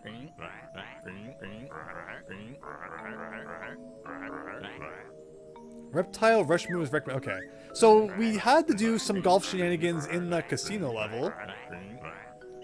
So this just kind of looks like the appropriate dress wear must be worn at all times. Failure to comply will leave us with no choice but to release the security team. Those of uncouth offenders. What? Yeah, so we've had some golf practice in the casino. And this, so it looks like we go through all of this, and then we end up back here. Which reminds me of that one golden spatula from Battle for Bikini Bottom, where you have to guide that ball to the end. Okay, so that just kind of resets that. Then I have to make sure I actually use the right move. And here we go. Just how strict is it going to be? 2.5 minutes. This should be doable. Right. Maybe I should have killed all the enemies first. You know, it always recommends that you use, like, the charge-up move. But, you know, the ball seems to move pretty well even without it. Like, do I really need to go over this ramp? Or can I just, like, go through the middle? There seems no reason to really not. Again, maybe we might not get it on our first try, but at least it will give us a good kind of gauge for, you know, how quick we need to be. Why are all of these gates closed? What am I missing? Oh, I got to do like a this, and then this, and this. And that opens up. Oh, okay. So maybe I only had to actually do one, and it would have opened up the gate that corresponded to it. Fair enough. Still got a minute 40. That's one of those things. Can't this blow up somehow? Maybe there's a way to blow that up. Especially like if we beat this on our first try, or you know, even after no matter how many times it takes, we're gonna definitely fly around this room. It's a very suspicious room. Get through there. Get through there. Okay. Just how? Oh, I see a flag. Are we actually at the goal? Like, that seems a little too easy. I'm expecting this to be like the fake goal or something. Watch, I'll spend the next minute just like, you know, hovering around the thing there. But alright, looks like we did it. That was no problem at all. Virtual Boy Mario Tennis is actually fun, I think. Yeah, Virtual Boy Mario Tennis is cool. The very first Mario Tennis game. NES Open. Oh yeah. It wasn't last summer. 2 summers ago, I played that. I made $1 million in NES Golf. What? Oh, do I have to like do this? That's kind of weird. I made $1 million in NES Golf. Now I just need to find a way to make it real. But yeah, NES Open Golf, I meant, is a good one. Okay, so let's get the Pagie, and that seems to be that. But again, I don't trust this room. There's got to be more to it. So let's fly around this massive room a couple times. See if we're missing anything. Anything hidden below? A bunch of asteroids. I'm expecting to find like the health container somewhere. Because we're still missing that, I think. Or is it the health container? Yeah, it's the health container, not the energy container. We found that. A health container we're missing. 20. No. What is it? 16? Yeah, 16 more Pagies still. About 100 quills.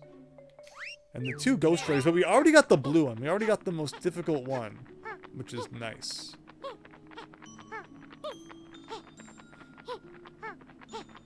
We're running out of energy, so we're going to have to stop and recharge here for a second. Like, you can blow up some of these things. Is there a way to get grenades in here? Somewhere. Do you see?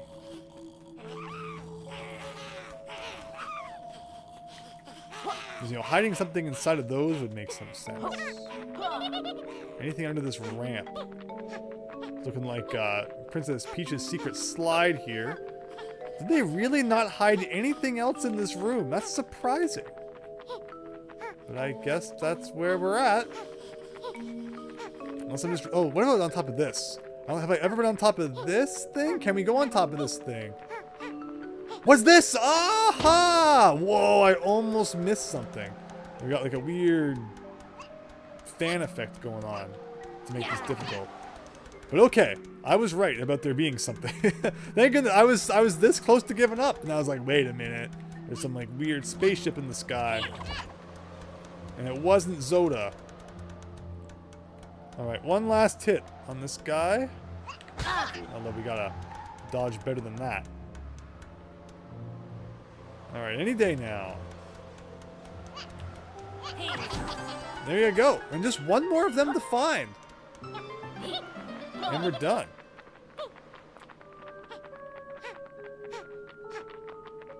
But yeah, you knew that there would be something in this massive room that you had to fly to. And just like that, let's head on out. Watch, there's a second thing somewhere. It's just, you know, psyching you out with the first one.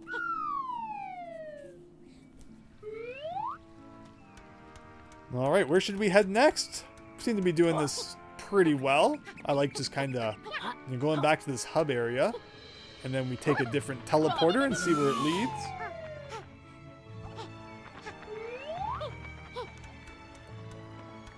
So which ones haven't we done? That's the problem. I'm forgetting now. Like we started here. And we've done those 2, I think. Okay. So we'll do this one next.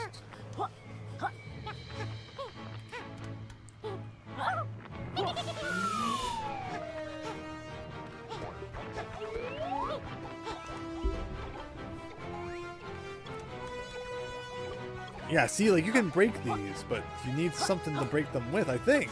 I don't think, like, this is enough. Also, we might need to get the boat over here to blow that up. That's also a possibility. We could also try and get the grenades all the way over here, too. If we think we could.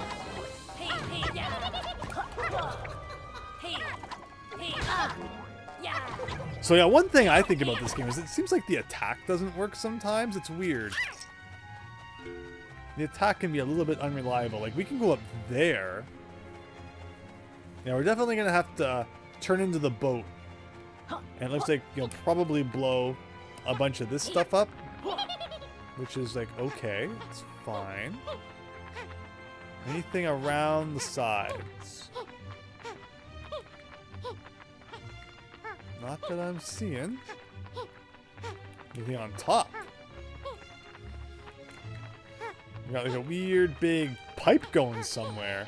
Going up to this spaceship. Okay, well, we're not going to do that now.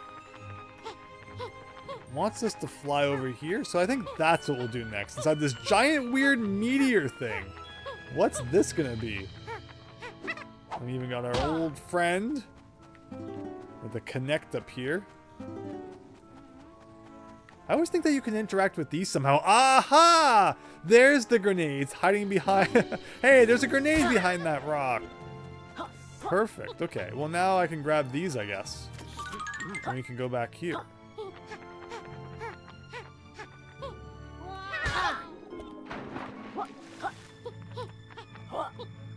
If I can do it quick enough.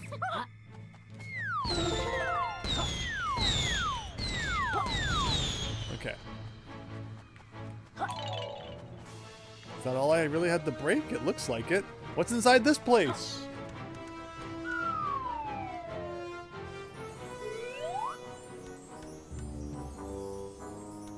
I hear a Pagies somewhere.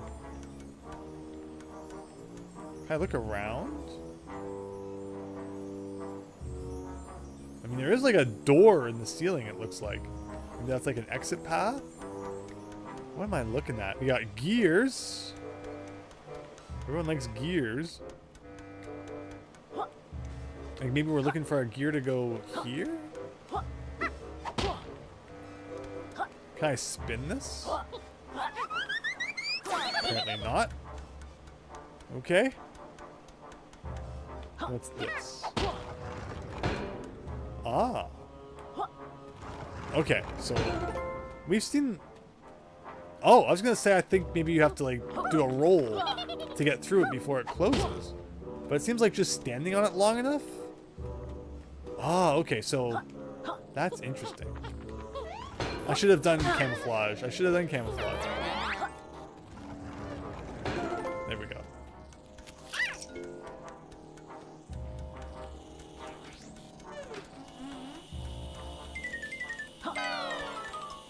So this whole area seems to be about using the camouflage ability to stand on buttons while the door opens.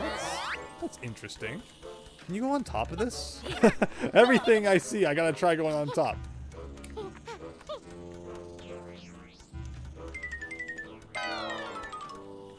Maybe we'll let our energy respawn. Can I break this open? There we go. So what was so hard about that? It's like something we've done many times before. What about this room? Okay, so now we're combining our techniques. So we're gonna do this. And we're gonna do this. And then some of this. That was nothing too difficult. Yeah, it looks like more of the same.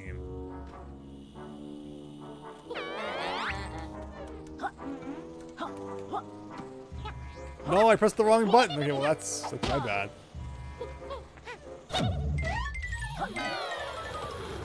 Oh no!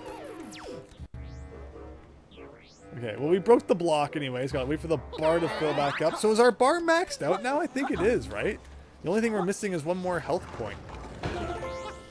What about this room? This is a suspiciously big room where something can easily be hidden up in the rafters.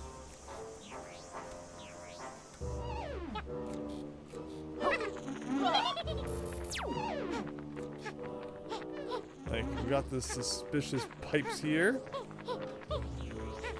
which don't appear to be hiding anything. Got the suspicious ventilation thing.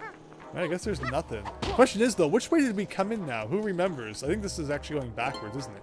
It is going backwards. Alright.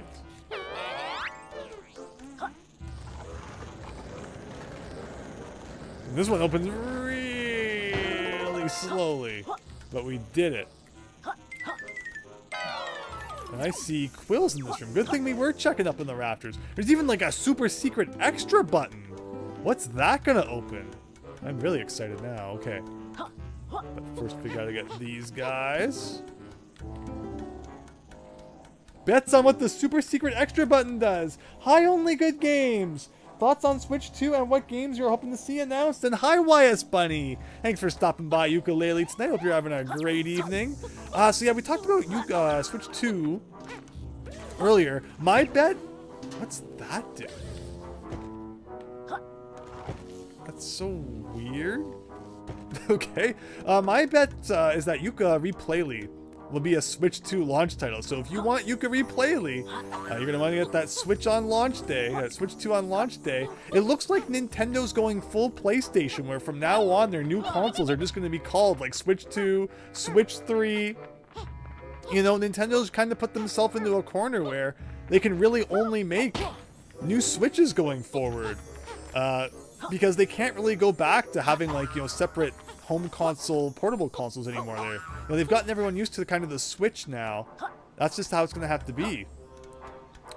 So, you know, that's why I wasn't a huge fan of the logo, but I guess that's what they're going for. You know, just like Switch 2, PS2, PS3, Switch 3. Expect to see more of that. Games I'd like to see, it has to launch with a 3D Mario game. The Switch 1 launched with Zelda, and there's been so many Zelda games lately that, you know, I think everyone's craving a real new 3D Mario adventure. So my guess is that we see a new 3D Mario as a launch title. So I have high hopes for that. Hopefully, you know, Odyssey was good. Hopefully it builds on top. What am I doing here? Like, what's the puzzle? Like, what was so hard about that? And I think that is that door in the ceiling we saw earlier. This room, I don't understand. It's like they thought there was, you know, something more tricky to it, or I guess, I don't know. But that looks like it was everything in there. It's like the Switch, but 2, right? You know, hardware-wise, and, you know, from what they've shown so far, you know, it doesn't matter all that much to me. I'm much more curious about what games it's going to have and what features it's going to have.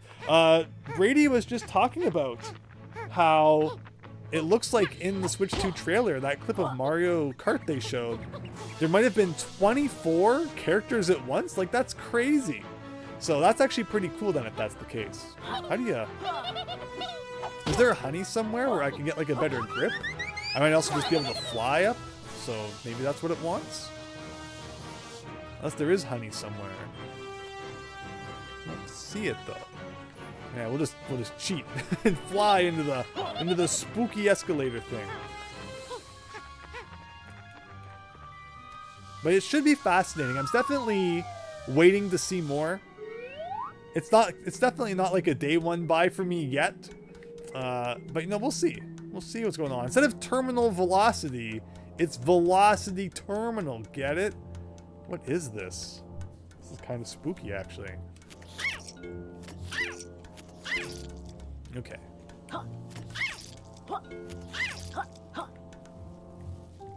So we got a teleporter.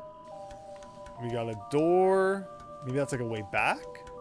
And we got this spooky path. Okay. Oh, is this like... So this is Princess Peach's secret slide. Oh, with my favorite Toho enemies. Wonderful. Always a pleasure. Yeah, so that's definitely what this looks like. It just looks like it's, you know, the slide minigame here. Why fire? Can you kill this guy with fire? I never know how to kill these guys. They kind of just seem to... they get... I guess he gets really red when he gets mad. And that's about it. Okay, maybe that hurt him? Like, I'm... not sure what it wants. Here's that thing on the ceiling in the final Dr. Wily battle with Mega Man 2. But otherwise, I don't know what I'm supposed to do. I'll just take the death so I can get full health back. Not the bee, says YS Bunny. F-Zero velocity maximum. If you fly in there, there's a secret above the slide somewhere, if you remember, but just a hint. Yeah, well, thank you. I've been flying all over the place, so I don't intend for that to end now. if there's anything hidden up in the skies. In fact, what I could do is just like skip the slides altogether. Maybe this is what you mean. And just do a thing like this. Can you just break the whole level? Whoa, you can just break the level? What? I feel like you're not supposed to be able to do this. Like, this is kinda out of hand.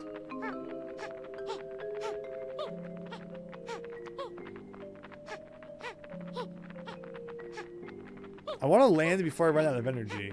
Like, what if we never get a chance to do this again?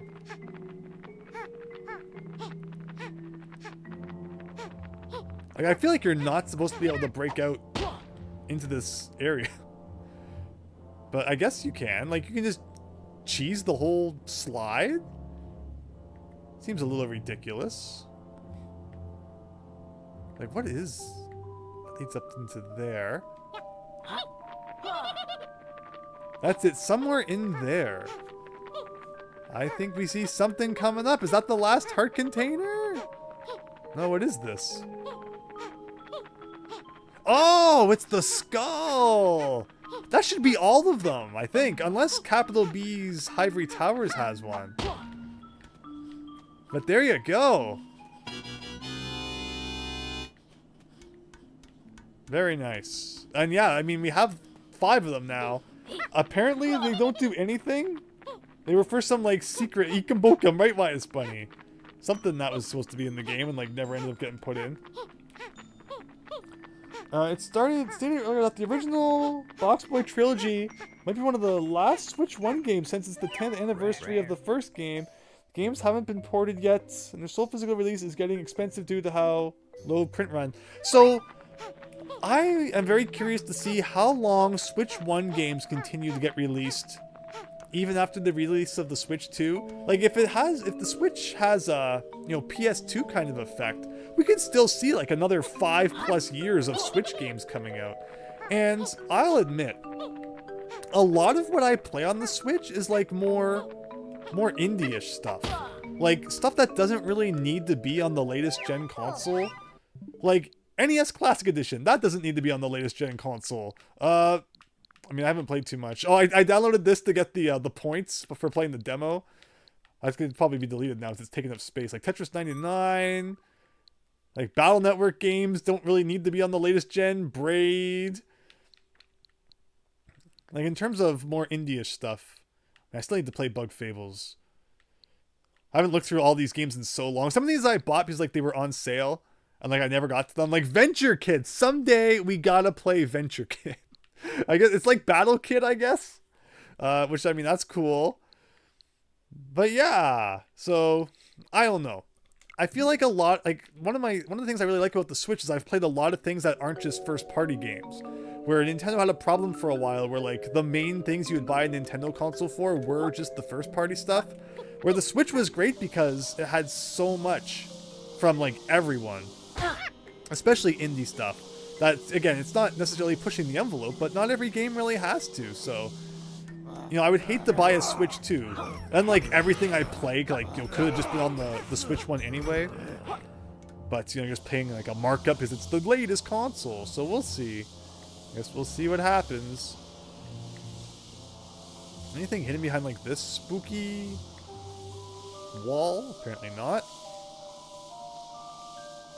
Alright, what's going on in here? I see a switch. David Ray, apparently the skulls don't do anything. I think they were for a feature that never got implemented, so... truly a stop and swap reference. Maybe someday they will do something, though. They never fulfill what happens when you have them all, sadly. There is an inept that says loading in Galleon Galaxy that was supposed to be an update, but they did a stop and swap and it never got completed. Only good game. So, at the beginning of the stream, we looked at the Kickstarter. Oh, I thought that was like a platform I was supposed to land on and not a deadly screen of pain. So we looked at the Kickstarter and the £2 million threshold.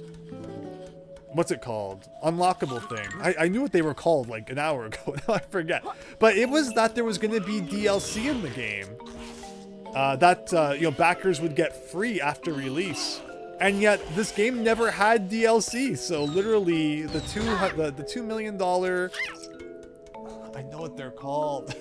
I know, backer unlockable thing. It's just slipped my mind. It was supposed to be DLC that never even got released, which is pretty crazy. I backed One Step from Eden, and it's like Battle Network. I'm not so into roguelikes. So I've played it a bit and enjoyed it. But yeah, roguelikes, I can play a bit, but I don't play them too much. I need to play it more, though. I completely forgot that I backed One Step from Eden. What did I get out of that? I think I got the soundtrack. I didn't back like a super high tier. But since it was like a throwback to Battle Network, I had to. And it's fun for what it is. But yeah, I just don't play too many roguelikes. Alright, let's get inside the spooky whatever this is. Play Mario 35, Big Phil. Oh, I wish we could. I wish we could. You can still boot it up and like see your stats from back in the day, but you can't play it. It's so sad. You have the Yooka-Laylee Roman Edition books there. Pretty rare. Nice, only good games. Yeah, we were looking at the backer rewards, and one of them was like the N64 styled box. And I always thought, oh man, it would have been cool to get that. Not realizing that it was like $500, $500 US for that reward. Now I remember why I never backed this game. Like the Mighty Number 9 one was only $60, and even that's kind of a lot for just like a cardboard box. Like yeah, I guess we go in there. Anything else in this room? Like, what's with all these weird holes in the ceiling? Anything hidden in any of them? Doesn't look like it. I never did fly on top of this building, I don't think.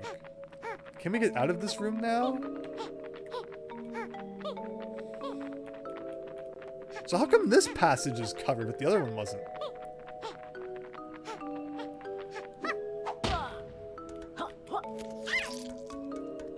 I just need to make sure I flew on top of everything. Because we found the skull. I mean, you'd think that's like the only thing hidden, probably.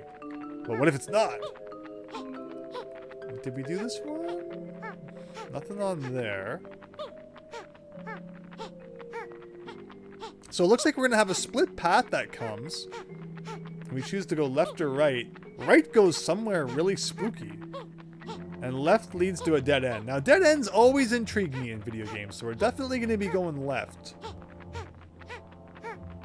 Love that flying in Yooka-Laylee really opens up the game a lot. Yeah!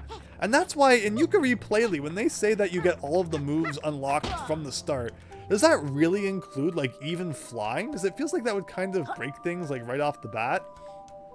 But, I get it, right off the bat? Wow, I made a pun, I didn't even mean to. But, yeah, Yooka-Laylee is going to be fascinating, I think. Seeing just what exactly they do with it. Can you go in? Is this a window? I thought maybe it was a hole. Turns out it was a window, and now I'm going to die. Or not. Oh! Okay. Alright, we're going left. What? Left takes you right? I feel like I've been so lied to. And I'm also running into like 40 enemies of pain the whole way. That was mean. Now, I feel like I can correct this by just flying. But like, wow. That's terrible.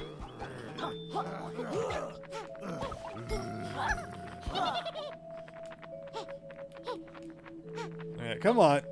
What? Don't tell me I can't fly back in there. Okay, it looked like they tried to put like an invisible wall. Well, I wasn't having any of that. Okay. So, it looks like there's actually some quills on this path too, which is kind of a big deal. Can I just stand here for a second? Yeah, I can. I love this game. Okay, so. Now, can I please not miss any quills, or else we're gonna have to... Oh, God. Oh, God. Okay. Ugh. Guess we're gonna have to go back and try to get those now.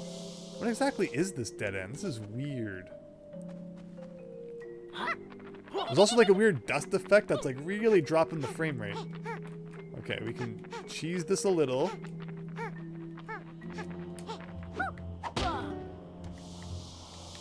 Yeah, there you go.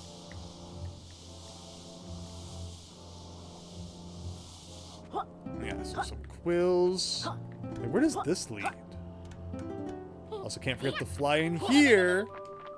Which is a very suspicious room. Is this a hole in the ceiling we can actually go through? Nope. Invisible glass. Of course. Where is that? Anything behind there? I don't think so.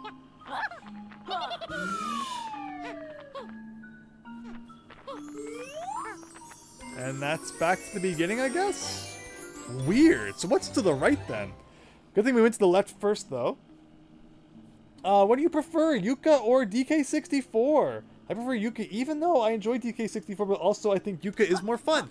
Yeah, like they are just different, right? And we talked earlier, too, about how, you know, this game has 25 Pagies per level, just like Donkey Kong 64 has 25 golden bananas per level. And, you know, has 200 quills, while Donkey Kong Country has like, or 64, has 500 bananas. Okay, so we're going left. What is with the X in the question mark or whatever up there? Or check mark. I guess that just means which one's going to have all the enemies on it or something. But we need to try check them both. Like, I like DK64 a lot as well. I find them hard to compare. Just like I wouldn't normally probably compare DK64 to like Banjo-Tooie. Because like, you know, it's just kind of its own fun thing. I like them both. But I agree that I might be more inclined to play Yooka-Laylee. Because there's not so much having to switch characters all the time. And, you know, it's just a really fun game. I like Yooka-Laylee a lot. Okay, so it did just lead us back to 2. I guess we're done. But man, DK64 is also good. Again, the second it's released on Switch Online, we'll play it. But maybe not the second it's released. Just like I said, I'd play the Donkey Kong Land games. And, you know, they got released at like the worst time in terms of all the stuff that we have to play on this channel right now. Again, after this, we're playing Donkey Kong Country Returns, followed by Yooka-Laylee and the Impossible Lair, followed by the Donkey Kong Land games, and then maybe by that point, Donkey Kong 64 will be out. We'll have to see. Okay. Wow, what a big rigmarole that was. I don't think we ever went in this door, did we? A weird second floor we got going on here. Where is this gonna lead? Now this is very suspicious. Anything up and about? I'll feel a lot better once we get the last health container, because I feel like that's just going to be hidden in like some arbitrary, you know, crevice in the ceiling somewhere. Right, what am I doing down here? Like, those guys just don't die.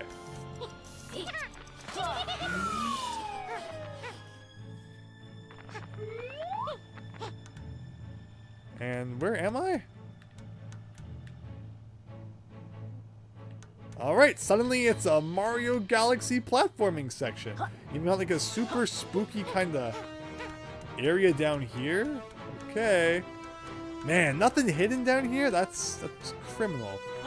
Here I go through all this effort to find the secret area that like no one else has ever visited. Can't even be one thing to collect.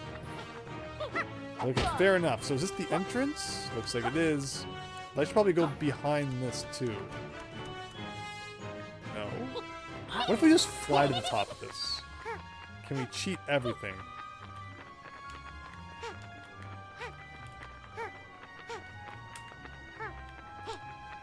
Oh! There is the butterfly booster. Okay. So it looks like we get to the top, and then you have to realize that there's like a place in the ceiling for you to fly up into. Fair enough. And if you get to the very top, there's nothing though. But that, you know, begs the question: just how high can we fly? Can we break it? No, we can't. There's probably some corner somewhere that they didn't, you know, put together properly, where we could glitch through if we wanted to. So yeah, like the butterfly booster, you just have to fly there. Interesting. And that solves that question, so you don't have to keep looking for that, which is nice. At least flying makes soft locking yourself a lot harder. Exactly why it's funny. Very true. I was hoping they would have put DK64 on Switch Online by now. I hope that it's the next game that's overdue. I think Conquer will come also since they have the M section now. Yeah!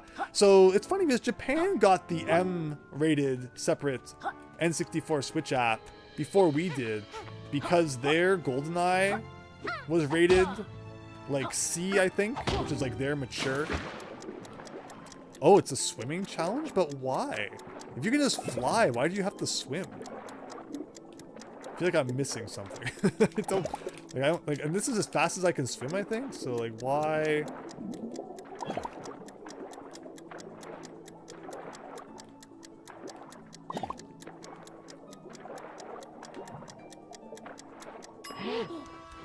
Oh, what? That pushed me. Okay, like I realized what was like. What? You saw that? You saw that? Okay, so it's a required thing to do if you want to get up there. I was like up there, and then the thing just fell on me, and it like shoved me back down. I mean, you swim pretty slow. Like, how can I swim faster? Can you hold A and B at the same time to swim faster? Can a goldfish teach us how to do that? I guess this is really just as fast as you can swim. The time would imply that that's what it wants. But what were we talking about? Yeah, flying makes you soft locking yourself harder. Yeah, so Japan got that M-rated app before we did because they put GoldenEye on there, where our GoldenEye is only rated teen, which is pretty cool. But yeah, now that they have that, there's really no excuse for not putting Conquer on there as well, which would be neat. Oh, come on. How could I miss that? So what am I looking at now? I'm just pushing this, I guess? Like, what's that all about? Oh, so I wanted to get to the other side of it, I guess. And then when it fell... It's so weird. Alright, one more time on that. This is also like a really weird box, too.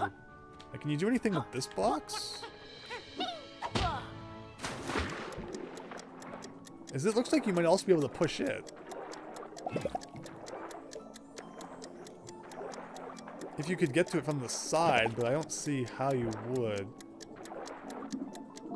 And that probably wasted way too much time. Let's see what we can do. I'm gonna get crushed and die, aren't I? No! Okay, instead we're... we're playing Crazy Physics Town. What am I supposed to do with this box? I don't get it. You want to talk about soft locking, Wise Bunny? I feel like I'm in that territory right now. Like, that's weird. Okay. If you say so, game. So there's the Pagie. And then up here is the heart container. Yeah. And that's all of them, too. Full health. And that includes the one from the tonic. So essentially, if you want full health... That's the end of that chapter. Yeah! Thank you, Big Phil. So you have to use the HP plus 1 tonic then if you really want a full health bar, which is kind of weird. Okay. How do I get back down now is the question. I guess if we hit the button, maybe?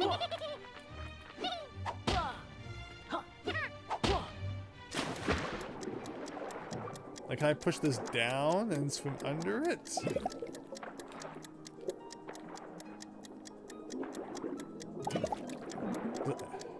Does anyone see where I might have missed something? Like, there's this box again.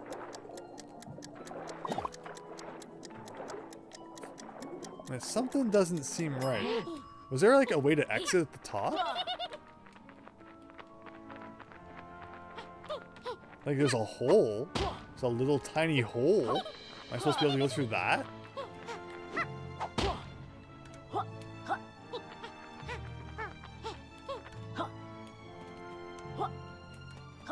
And I don't think there's any other way up here to get out.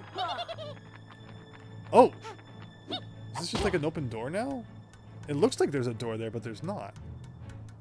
It's solid. Well, I'm puzzled. You never knew that, Only Good Games. What was that? Oh, about the M-rated app.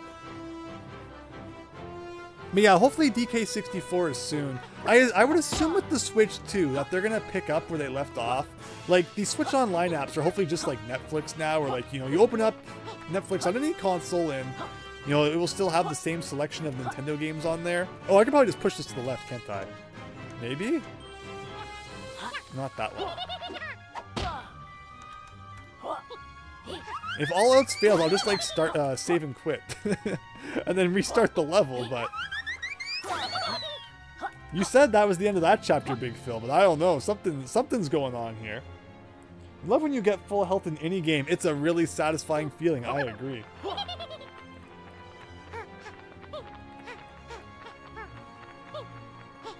I never watched much games. What the heck did I just do? Oh, can I break this? No. I mean, so you can break that one, but not that one. What is happening?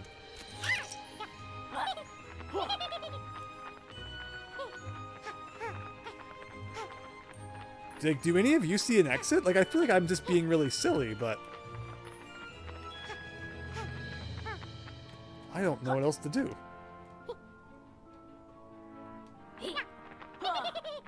Like, you would think up here. Okay, I got the Pagie. There's gotta be a way out. Smash the glass or something? No. Like, if I raise the water... That's just... Oh! Because now that the box is broken, I can go around. Oh, I understand. Yes, Big Phil, yes! There we go, thank you.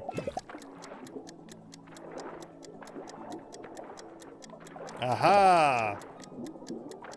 Sneaky. It's weird, you know, they have one type of box that you can break, and then the other boxes you can't, so... A little bit of inconsistent there.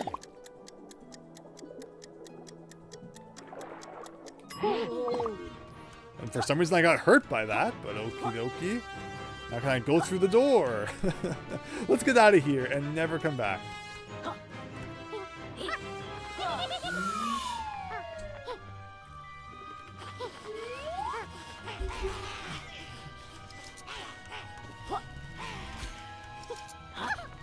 And yeah, since we found the health container now, I'm less inclined to feel like I have to, you know, look in every single rafter, because they don't tend to hide like quills and stuff there typically. It's mostly for, you know, the weirder items like the skull and the energy booster and all that. So, alright, what can we do next?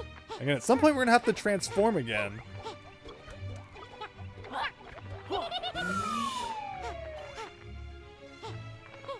How many more teleporters do we have to explore? Like, we did those two. Next one I think we're doing is over here. We got two big X's saying, don't go this way. But when have we ever listened to instructions? Next they're going to be putting arrows on the floor and telling us where to go. And I don't think so.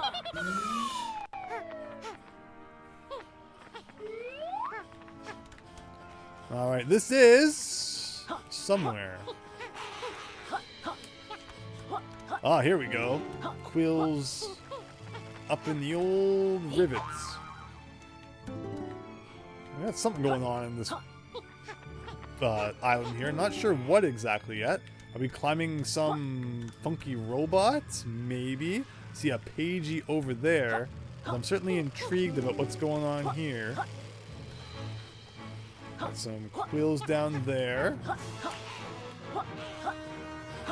Got some fire. And of course, we can always just fly and see what's on top of this thing. So I think that's what we'll do.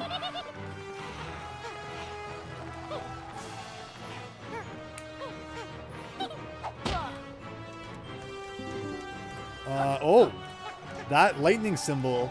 I think we need to electric charge ourselves somewhere and then stand on that. And maybe it activates... Yeah, this looks like a giant robot of some sort. Almost reminds me of, you know, Mario Land from, you know, Mario Zone from the Mario Land.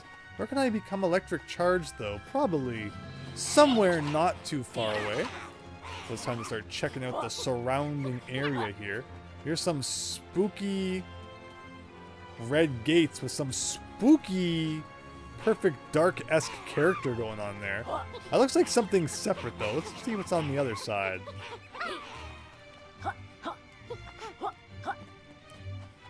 Some quills over here. Alright, we got another frog. I think Nintendo will stick to every 6 years in between mainline 3D Zelda games. Since after Majora's Mask, you think it's been every 6 years? That sounds about right, because I mean they can't release too many too quick. So I think that sounds pretty good. Yeah, I definitely don't think we'll be seeing a 3D Zelda too early into the Switch 2's life. They'll probably save that for a little later.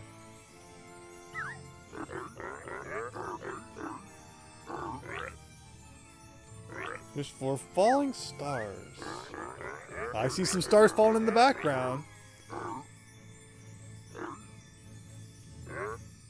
Ever since I escaped the bad days? That sounds ominous. Shooting stars always remind me of Luigi's Mansion in that one room.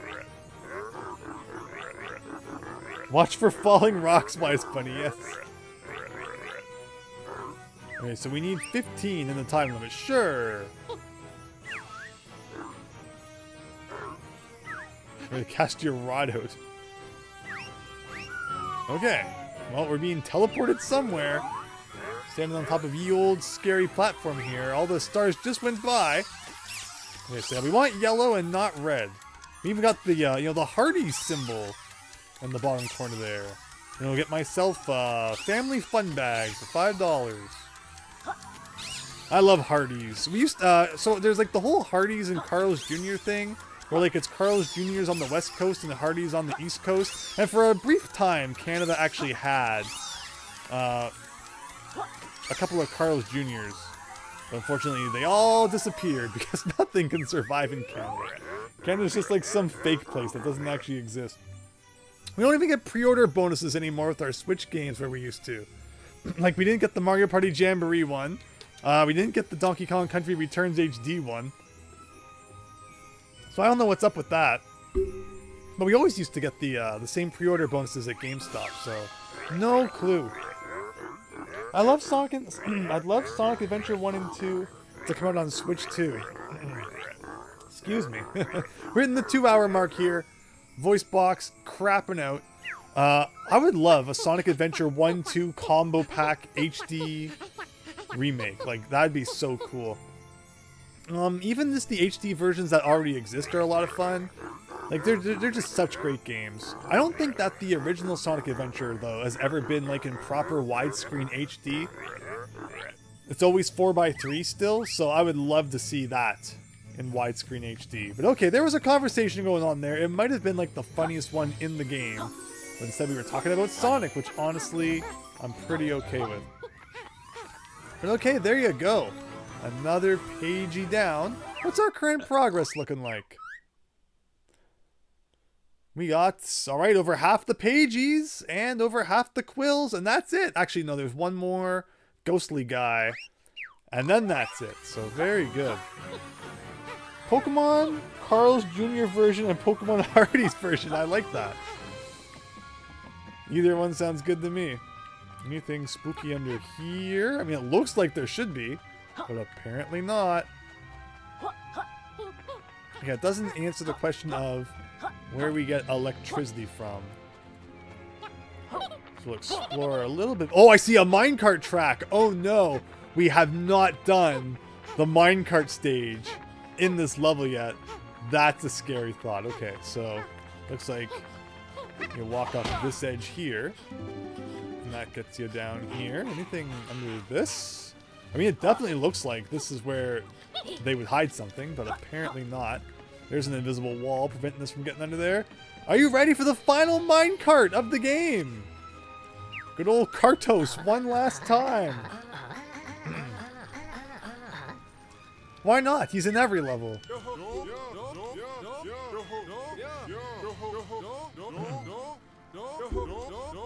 Remember the casino when there was a whole boss at the end? That was cool. We haven't seen the boss in this level yet, I don't think. I wonder how that panned out.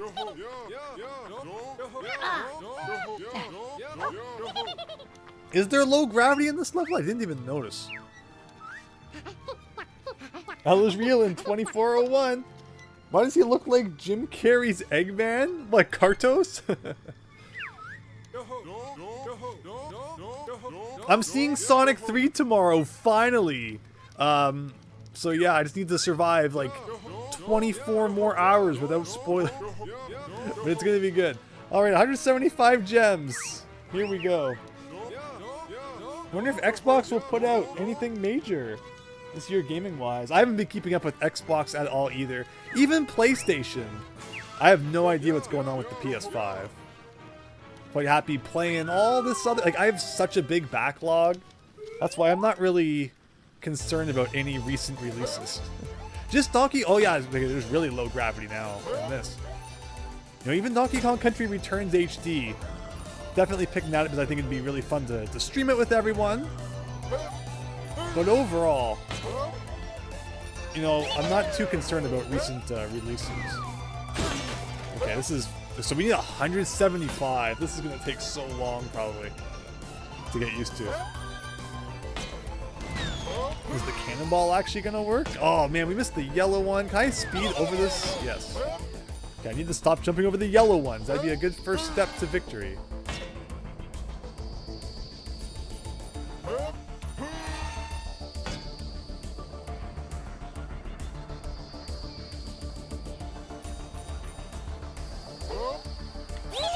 Oh, I guess I'm supposed to... Okay. Again, you can't shoot. Because the cannonball, like, just goes who knows where, and it doesn't despawn. There's like a good 10 seconds before you can shoot a second one. So I think you lose 5 when you take a hit, and yellow ones are worth 5. So it just ends up adding up to the same if you get hit and grab a yellow one. This will all be things to consider. Now, do you want to go up or down? That's a great question.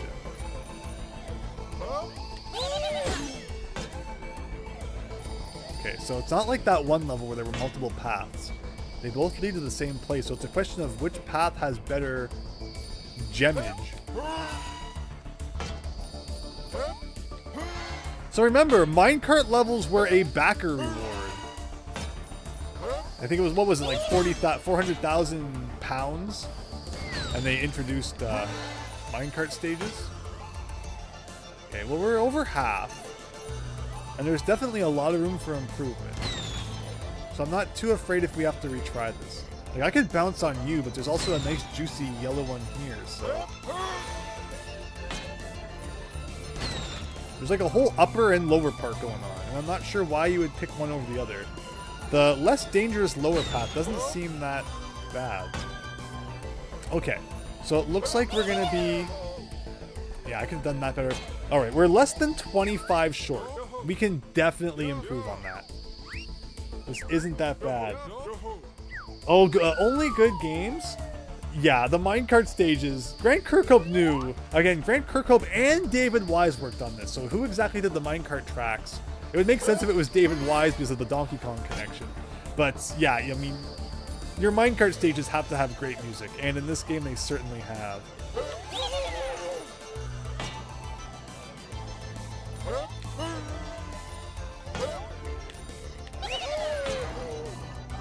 So far, so good.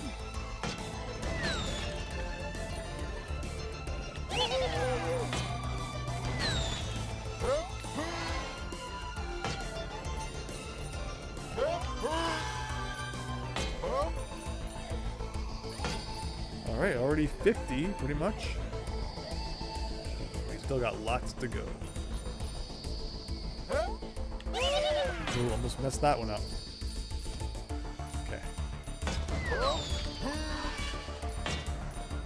You always gotta be looking ahead at what you can shoot. And don't miss, or else you're really toast. Oh, just made it, okay.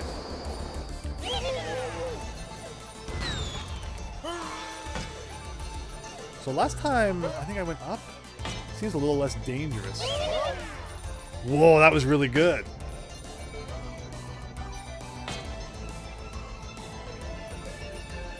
So it was 175, right?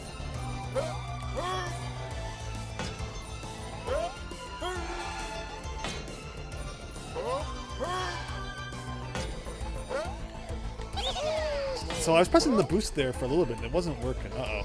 Okay. We still need to get some more. So remember, the lower path here actually had like a lot. So we're not going to risk taking the upper path.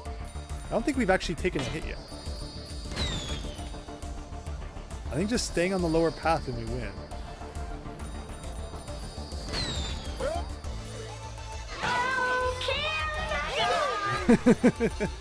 Yeah! Almost 200!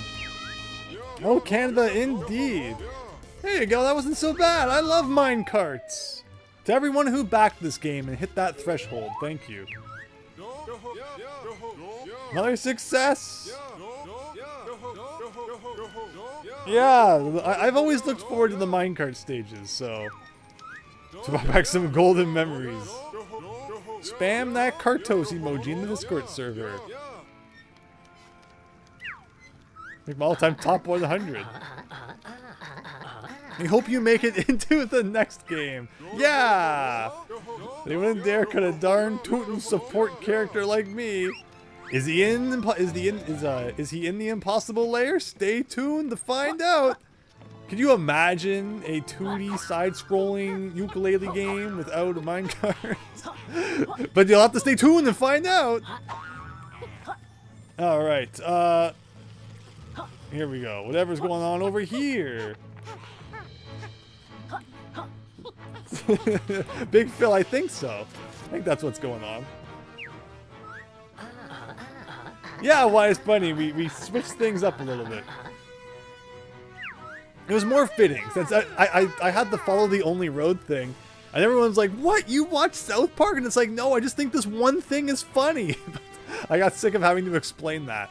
Not that there's anything wrong if you watch South Park, but just, I mean, I guess it makes more sense to have a clip from something I'm more familiar with.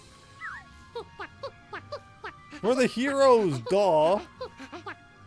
See, the guy's tracking those golden pages. You better. Saw it looked like a pagey up there. Up where? Way up there. You can even see where the skybox like meets. Beautiful. Big Phil. Yes.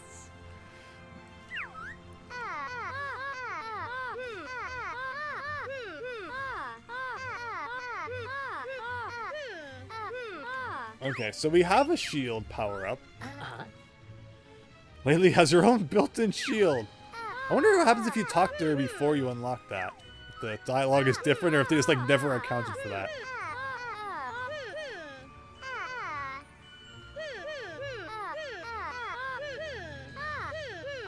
So so we got like the frogs versus the perfect dark characters going on.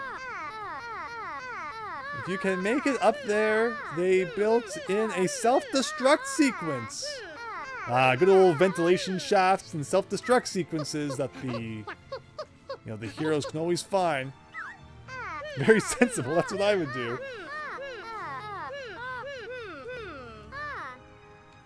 I mean, you could just go around them. Did you ever try that? Okay, I understand. Go through the shields. I don't need to hear your whole life story. Oh wow, so like you can't even do it until you talk to her. Interesting. Okay, so problem is now I need to remember what buttons do what.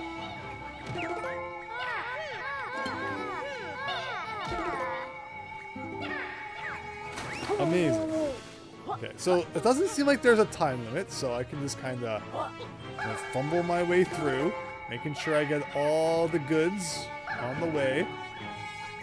It's like a jump kind of thing.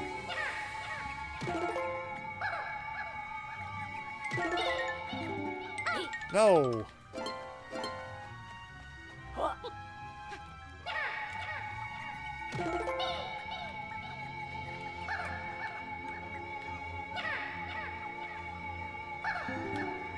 It's the last one, I think. Yeah.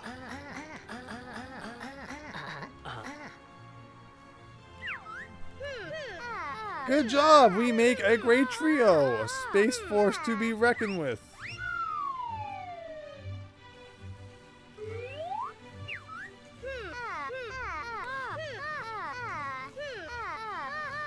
I'll unlock this door so you can go up and find the self-destruct switch. Like, do we really want to blow this thing up? Like, Big Phil, I like your theory here. I'm just kind of, you know, taking this person's advice without asking any questions. Okay. Anything hidden? Anything up in the trees? I thought I saw something, but it might have just been like one of the millions of other things shining in the background. Yeah, I think I've seen the moon. It looked like something up in the tree. Okay. Well, teleporter time, go.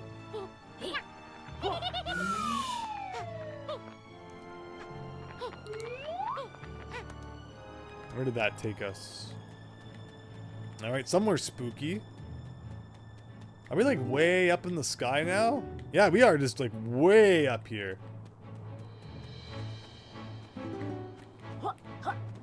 So am I supposed to do like the shield thing again, but this time on top of like it almost looks like lava, but maybe it's not. I can't tell if that's supposed to be painful or what. Where am I even? Like, why would I do this instead of fly?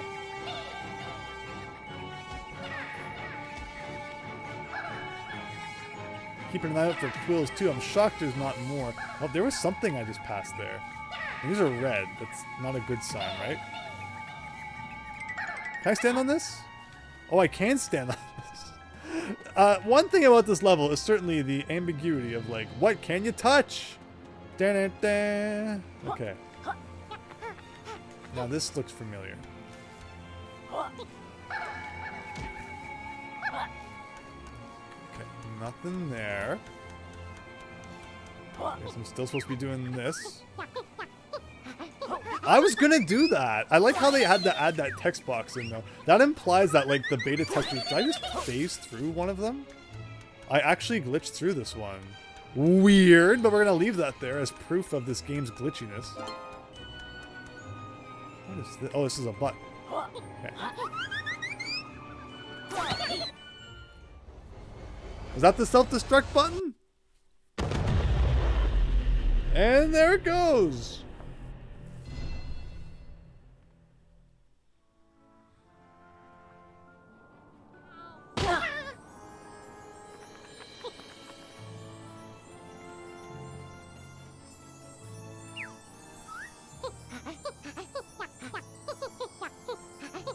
I was like, wham! And the planet was like, boom!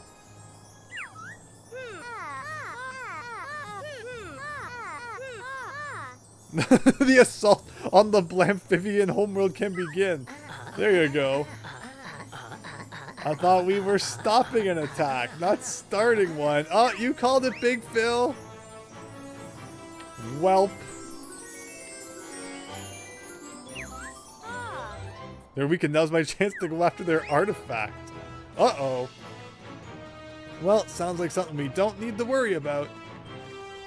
Alright, let's head back down. Truly boundary break. Yes! That's the second time. Last time we got that Pagie without even opening up the cage. That was cool. Alright, looks like we opened up a new area that we can access over here. So let's do that. I think you're probably supposed to use like the roll and get up here, but when you can fly, it just breaks everything. Alright, here we go. So we can go inside that place. Got some funky stuff going on down here. I can use the health, so I think that's what I'll do. Lots of weird stuff going on. So, first I see that there's quills, so let's grab those.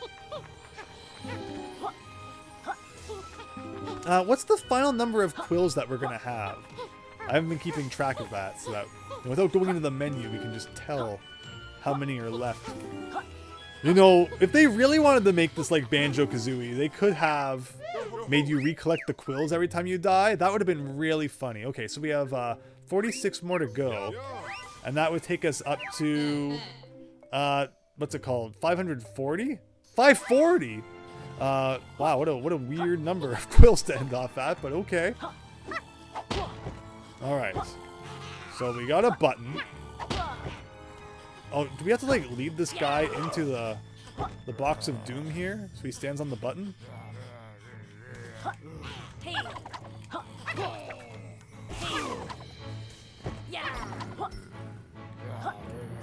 No? Maybe? Maybe I can like push him in.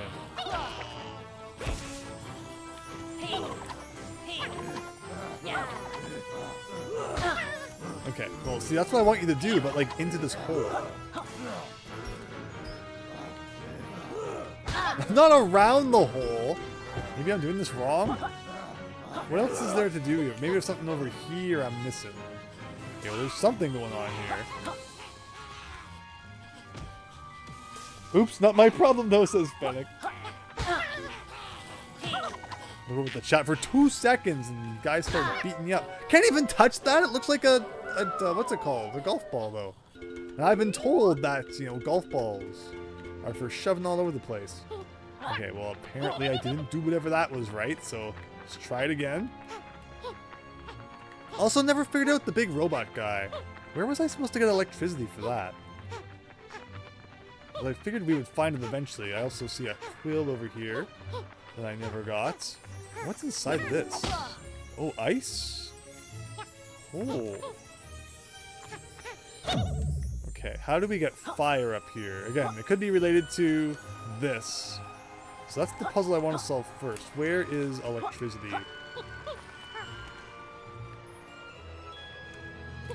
I forget exactly what it is that we, you know, licked. Oh no, it was like a battery. There should be like a battery somewhere. If it's like the previous times. Like previous, like one time, I think. We became electrified. Now, do you see a battery? Don't do that. I don't want to even say it. Get banned for like telling people to go lick a battery or something.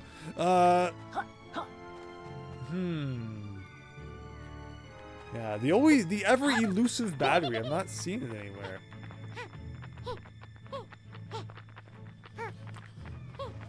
Let me know if you spot anything, but maybe for the time being we'll just leave this, but like it feels like it's gotta be somewhere around here. They always hide it well.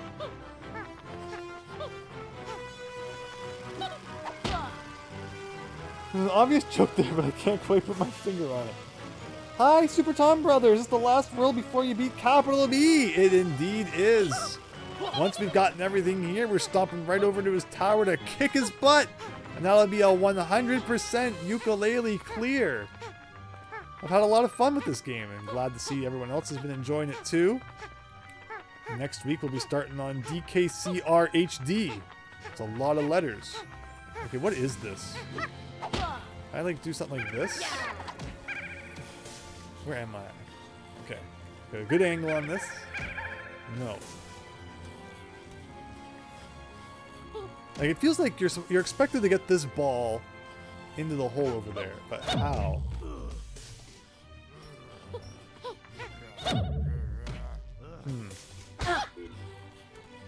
Like I had one rolling around before somehow. Oh, what if I? No, it just blows it up.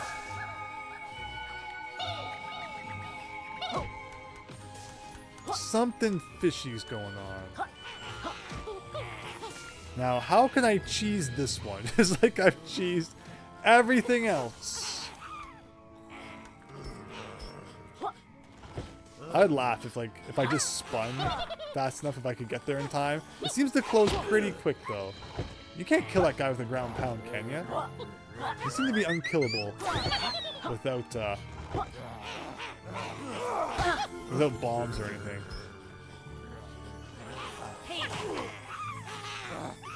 I'm a little perplexed. Like you'd think there must be another way to push it around.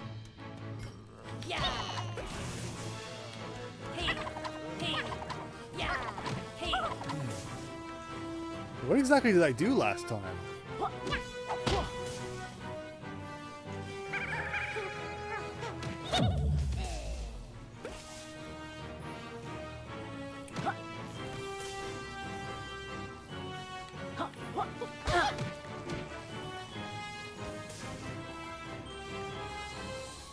Maybe we go in here first.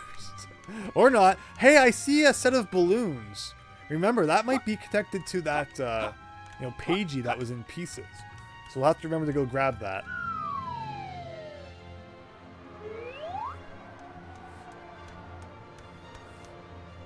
Alright, it's Space Cog Station. This looks suspicious. Anything underneath? Hey, what's that? Grenades, huh? Now can I take those back outside is the question. Also see some treasure chests. Don't mind if I do. With a single quill inside. There's a whole thing going on above me, and yet here I am down below, collecting all this stuff. This allows us to start blasting all these guys.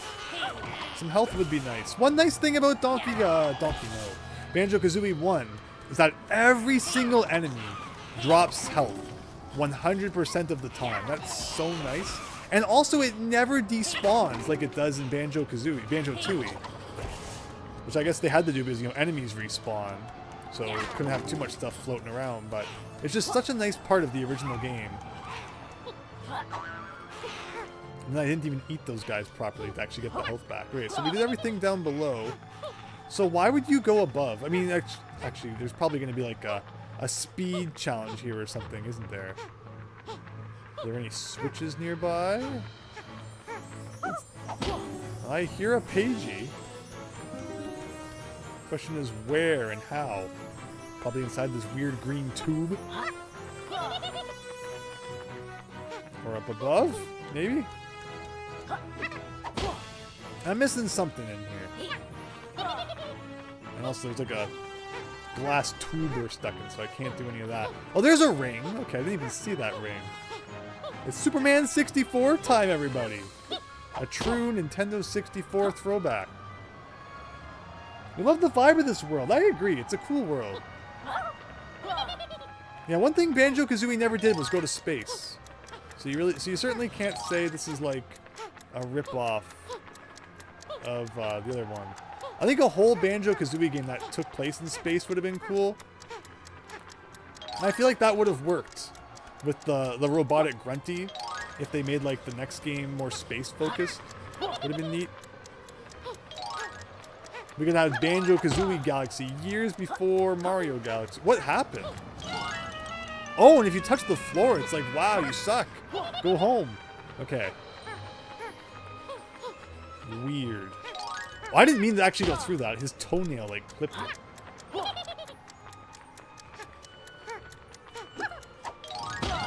No. Also, weird that this, like, doesn't hurt, even though it looks like it should. It's just air. Okay. We're learning. Maybe I should just stop flying. Let's try and play this the way that the game intends it. Like, see, that's not so bad. No. Somehow saved.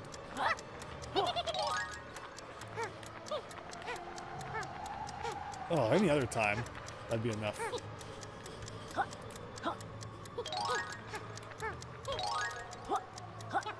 Oh, there's like that weird downwards current. Always missed that. Banjo-Kazooie in space needs to happen. Yeah! Maybe Rare has, but who knows with them nowadays. I wonder if we'll ever see, like, Banjo-Kazooie 3 beta stuff. They had to be working on something. You know, they had to have thought that. Okay, we need to make a new... Like, how do we... I should go around this, I guess? You can barely even see the downward current from where you're standing there. But, you know, you would have to think they were working on something by the time Microsoft got them.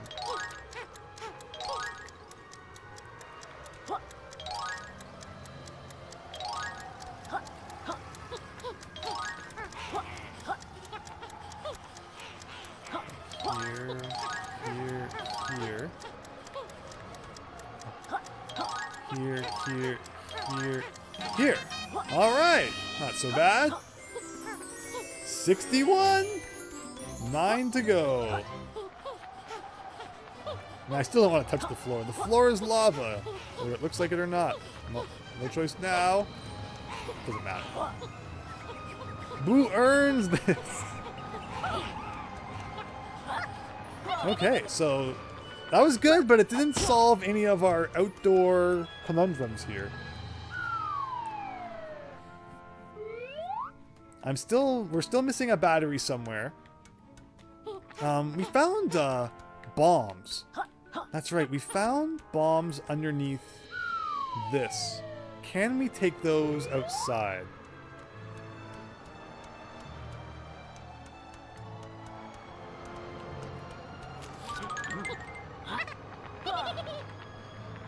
I should have turned around before I started flying. But okay. Wow, why does the ring come back? Like, is there a reason you would ever do that again? They always say they were never doing 3, but like you said, I think they had something in the works they probably won't admit. I mean, for sure, right? Like, there's no way one of the most popular series of the day was not going to get, like, another entry. There's no way. Of course, we did get the GBA one, which is that on?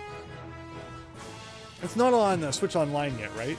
Like, we're definitely playing that when that releases on Switch Online. So don't worry, there's rare stuff to keep us busy for years. Not that. Oh, can I, like, lick it? I don't know if we've tried that yet. Don't touch the glowing blue. It's, whatever it is, it's painful. I definitely, like, we moved one at one point. I don't understand how. Oh, what if I could just glitch this like I glitched that other thing that one time? That'd be so funny. But there would need to be something to grab onto.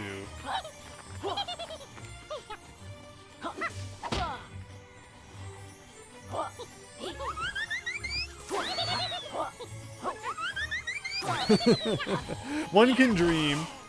If it wants to truly be a 64 game, you should be able to clip through anything. We got 1 health left. I'm sure we'll lose in some hilarious way. Is there anything else around that might help us? Where does this pipe come from, even? What is above all this? Was that a hole where we could, like, go inside? No, it's like a weird window. That'd be awful. As you touch the floor, and it took the Pagie away from you. Yes, why is funny? Hi, Christian! Things were good, thanks. Been looking forward to this. Glad to see everyone stopping by. Otherwise, pretty good, though. Considering the rare employees that actually made Banjo are part of Playtonic Games, I don't see a new Banjo-Kazooie happening anytime soon, unfortunately. And that's the thing, right? Like, okay, so your favorite series gets revived like 20 years later. No one who worked on it originally is probably still there. So, unfortunately, you know, you can't really expect much of the same. But Crash 4 I loved, even though, you know, I don't think anyone from the original worked on that. I thought Crash 4 was a really good follow-up. Of course, in Japan, Cortex Strikes Back. No, that's the second one. Wrath of Cortex. I always get the names mixed up. It's weird. They both have Cortex in them. Was actually called Crash 4. So that kind of messes up the numbering, but I mean, it's a fine game. But again, you know, you can really tell that that one wasn't made by the original team. How does that hurt me, just like rolling into him? But the recent Crash 4, I thought was a really fun game. One of my favorite games in the modern era. What Christian's really upset that I said I want to wait and see what the Switch 2 has to offer before I just like fawn over it and say I'm gonna buy it on day one. Christian just really wants me to dump my wallet on it immediately. What if you wait like a year and it comes out with like a cool souped up version or something? Comes out with like the Star Tropics Special Edition. But I don't know, Christian, that's Nintendo's job to wow me. I'm not supposed to do their job for them, otherwise they should pay me.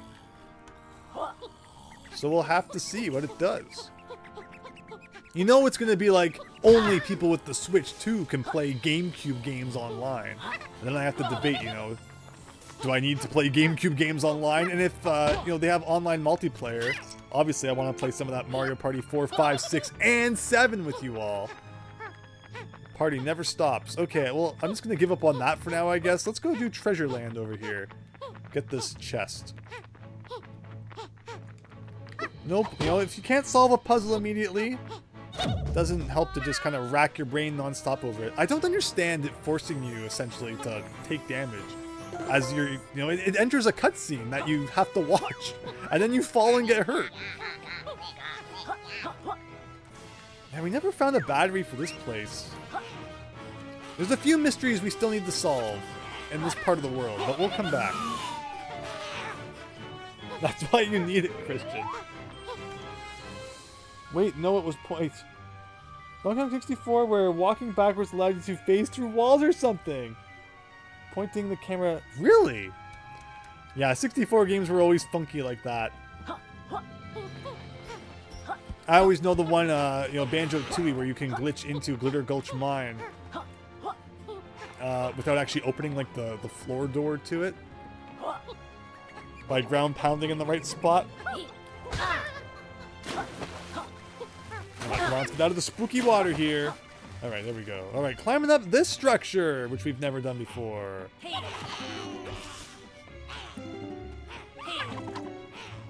There's like a spooky island back there. Is that anything? We got a spooky boat. Like the one that Yooka-Laylee live on, except this one's spookier. Captain's cabin. Is it Captain Blubber? We even got a captain's basement. I'm getting Wind Waker vibes here. I see a chest I might be able to break open with a quill inside. Alright, this is going to light the area up. Fair enough. Make sure we're not missing anything. I guess I should be breaking open the boxes too. Boxes seem to just have butterflies in them. And again, but like running out of butterfly power isn't really that big of a deal because it recharges itself. Maybe at one point it wasn't going to. Because it's funny, sometimes the game really seems to hand you a lot of butterflies when it's like, okay, if I run out, I'll just wait 2 seconds. It's not that big of a deal. But it makes you wonder if maybe at one time, energy wasn't going to auto-recharge. What have I got going on back here? Okay, is that everything?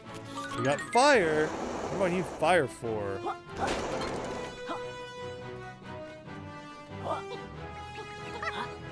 Something's going on up here. Can I burn this guy?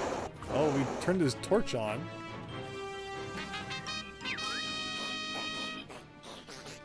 That's the biggest shadow? Like, really? That's the puzzle here? He wanted to see a big shadow? Running out of ideas. We're being rewarded. Next, it's going to be like, wow, you drank a glass of water. Here's 30 collectibles. Okay, well, solve that puzzle that we didn't even know was a puzzle. You want to play Wind Waker again on the Switch too? Man, if they don't release Wind Waker on the Switch, but freaking save it for the Switch too, I'm going to be so mad. Ugh. But don't forget, I have my bets placed on Yooka-Laylee being a launch game, and I do want to play Yooka-Laylee, but I'm not sure I have to play it like at launch.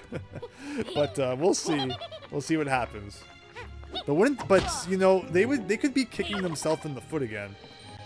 Like Yooka-Laylee 1, as we've discussed, competed with Mario Odyssey coming out the same year. If Yooka-Laylee is a Switch launch title, and there's a Super Mario 3D platformer Switch 2 launch title, could you imagine them competing again? Like, I'm so sorry for Yooka-Laylee. Nothing can freaking go Yooka-Laylee's way. It's insane. But that could so happen. Like, ugh. They just can't escape the curse of Mario Odyssey. Alright. What haven't we done? We need to turn into a boat again at some point. There's some boat stuff we gotta do. So that could be a couple of Pagies worth. 25 quills still. Oh, implying that there's still a place we haven't been. That's right, there's still one sort of area over here I never did. So I guess we'll go back over there again. Because why the heck not?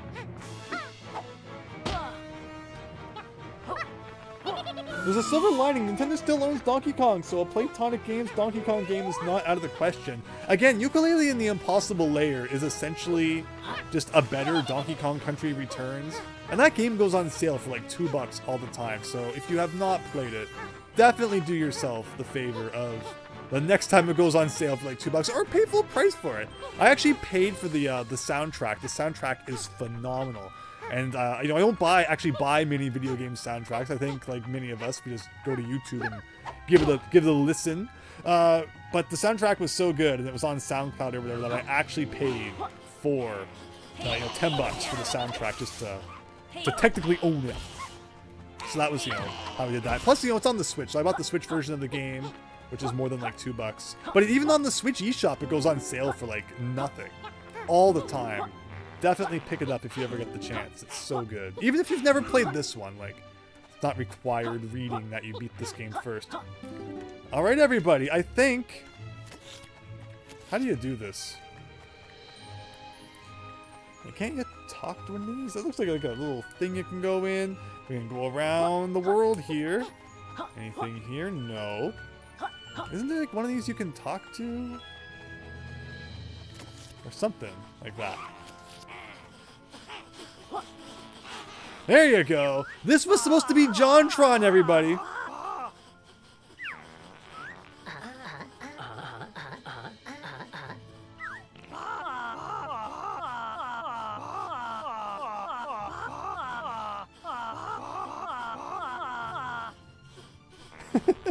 You just imagine? The possible layer was free on Epic. I mean, that's amazing. Yeah, so I mean, the whole thing happened and he got removed. But if you can play it without any updates, this is his voice. JonTron's been erased from existence. His videos only still get like millions and millions of views. But as far as Yooka-Laylee is concerned, JonTron out, Shovel Knight in.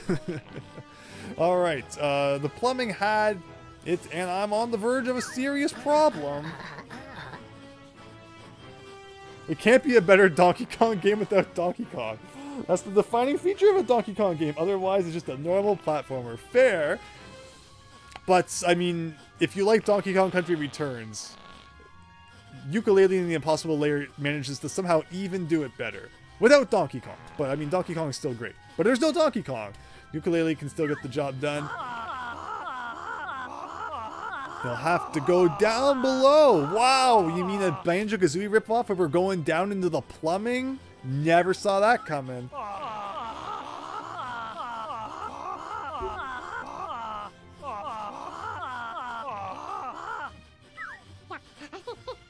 Can you wash it afterwards? Yes, please. I mean, she's not wrong. I would prefer it washed. Right, why it's funny? There probably is. Is Logo in there? I mean, this is the new Logo, everybody. Enjoy. The voice is annoying? Well, it could have been JonTron. I don't know if I've ever actually heard what it sounded like as JonTron. That'd be funny. I wonder, can I... I'm quickly, with one hand, opening up, can I find, like, this YouTube? It's gotta be JonTron voice Yooka-Laylee. There you go. Apparently I have searched this before. It must have been a long time ago. Okay. No, this says the voice that replaced JonTron's. This is the voice, not mine, that replaces JonTron after the first patch. We don't want to hear... I want to hear what it sounded like originally. I'm not seeing it. Like, why would you upload the new voice that anybody can listen to? We all want to hear the old voice. Okay, JonTron's removed voice. Here you go.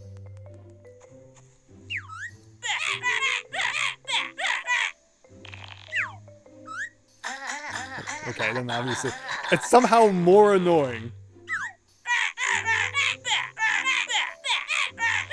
But you can totally tell it's JonTron. Much better, Christian. Yes. The new one is better, says Fennec. I mean, it's supposed to be dumb, I guess. We're literally worried about the voice of a portable. Oh, well.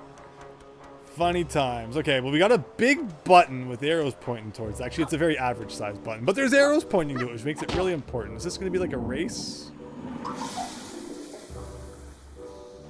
I mean, it made a bad sound. I'm not sure why. Oh, okay. Well, see, again, how was I supposed to know that was bad, poisonous goo? See, if this was Mario, the Mario series, it would just color everything purple, so you'd instantly know. Like, it's evil purple sludge or whatever it's supposed to be. Don't touch this. Don't breathe this. Man, the night I discovered Will It Blend, That was a fabulous night. Okay, is this going to be the last 25 quills that we need? Where am I even going? We got a really big spooky room. I would not be surprised if the last Jinjo was in here somewhere. Feels like they like hiding them in places like this. And which one is it even? It's just like the fast one, right? Not the invisible one. This room's also very suspicious in that it's big and we can fly around and find stuff. Maybe.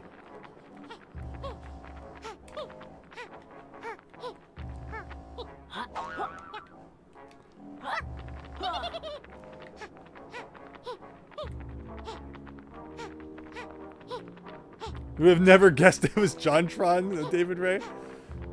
You can, like, yeah, because we know, it's like you can kind of tell. But I agree. If you didn't know he was in the game, I wonder. But he's not in the game now anyway, so I guess we'll never know. Okay, I don't know what this room wants of me, so I guess I'll just kind of fumble around until it works. What is this? There's like a section of the pipe, I guess, has just been moved over? But like, what's with this area here? Why is there a platform down here? Why is anything in this room the way it is?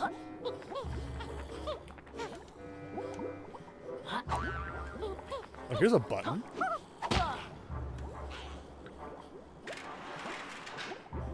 Why you would want that, I don't know. Should I try pressing the button again? Is this one? Like, what exactly happened when I pressed this? Oh, so we want that piece of the pipe back in place, maybe. Oh, and that makes sense, because then if the pipe goes back in place, you wouldn't be able to come around this way. So the question then becomes, how the heck do you get the piece of pipe back in place? Thank you, guy, for doing that. Oh, we got a thing on it. Okay. It's making sense. Okay, I should probably kill the dudes before they make any more trouble for us. We got Big Brain Man here. There you go. All right. And then I think we continue on to the next area. Starting to make some sense. When you play Donkey Kong 64, you're going to play 101%, of course. That's what we do here. Get all that stuff that no one else wastes their time getting. And have a great time doing it, too. Okay. Alright, another area here, it looks like. Actually, yeah, I mean, I didn't try pressing the button again. I assume there's probably more to do. Yeah, like there, that fence goes down. What does it want from me? Looks like we go up here. Here's a piece of the pipe. We do something with. Like there's options for sure. Should I try rolling into it? Oh, okay. Maybe we just push it normally. There you go. And I think that's all the pieces.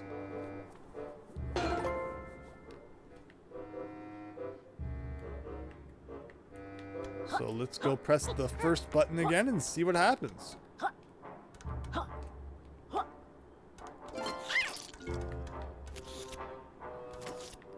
Yeah, I gotta repair the poop pipes. Yep, it's true. Wouldn't be a Rareware game if there wasn't a poop reference in there somewhere. Alright, is that enough?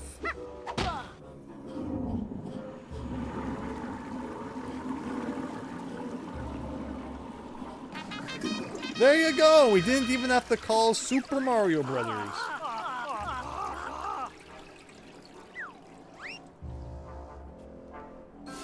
Why of all characters they thought that they chose this one for JonTron? You figure, JonTron being as big as he was, you'd put him somewhere where like, people would be able to actually find him easily to experience the JonTron-ness of it. But instead they put him in like the most obscure area of the final level that you only even access after you've expanded the place. There's a good chance the majority of people who play this game have never even seen this area. But I mean, I guess he's not in the game anymore, so it's all irrelevant. But okay, 7 still. Where are there still 7? And 13 quills, which implies we're still missing something somewhere. We're still probably missing like some bonus area. Oh, wow. Hi, brain dude. Anything under there? I still don't get this one. Any thoughts on this one? Like, the ball goes down. And, like, you'd think maybe, okay, I'll turn invisible so then I can interact with it or something, but then it just blows up. Like, that's too weird. Can you kill these guys while you're invincible? That'd be great. Apparently not. Oh! Okay, there's balloons, but I think we did those balloons, right? So the balloons respawn, which is kind of weird. Unless those aren't the ones I did. Maybe they're not.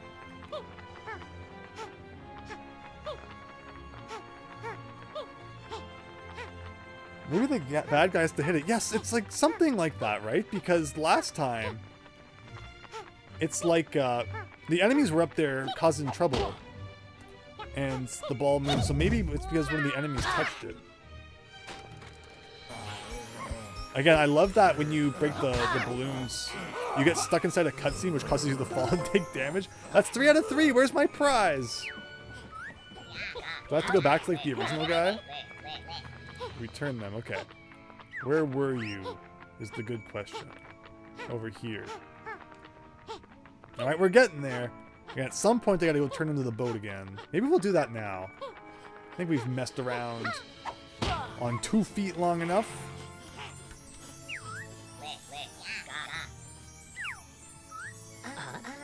Did every level have one of these? I think like 3 out of 5 have it. And there you go. 6 to go. Alright, transform over here.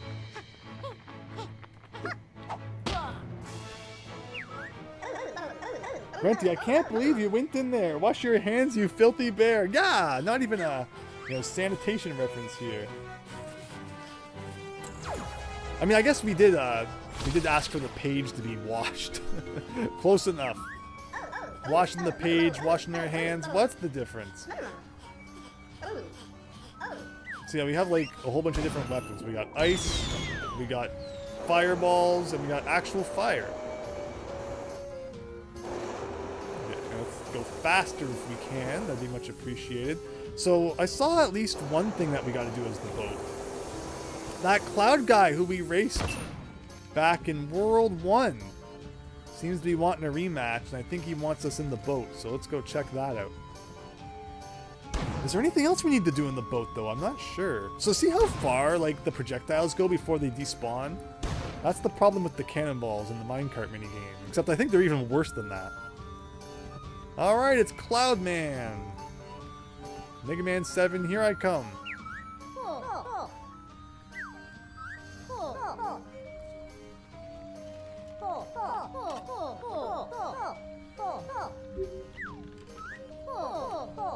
We introduced some excitement with a race across the stars. It'll be competitive and romantic. Sounds good.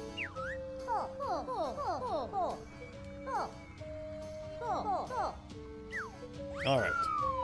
So last time we had to roll our way through. This time we're doing it in the vehicle. Might take a try or two to get used to the track, or maybe we'll just luck out and get it on like our first try. I wouldn't complain. We don't even get like epic race music or anything. It's just like, here's the same music you've been listening to for the last 13 hours. And I mean, so far it seems simple enough.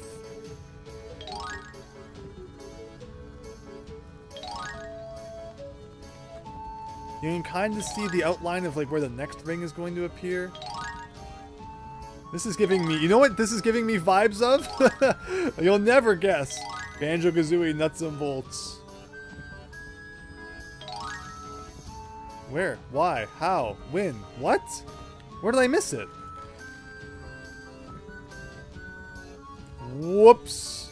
It was kind of hiding between like everything. Can I catch him? That'd be so funny if I could catch him. We all know what rare rubber banding is like. Can I freeze him? Oh, if I could shoot him, that'd be so funny.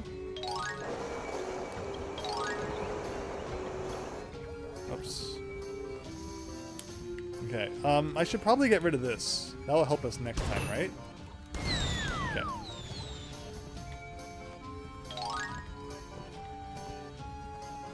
Clear all the junk out of the way.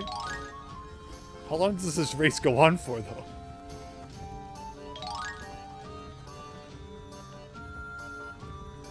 It's still going.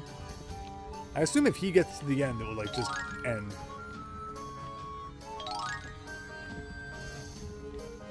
They're really taking you around the whole level here. Ooh, that's not good.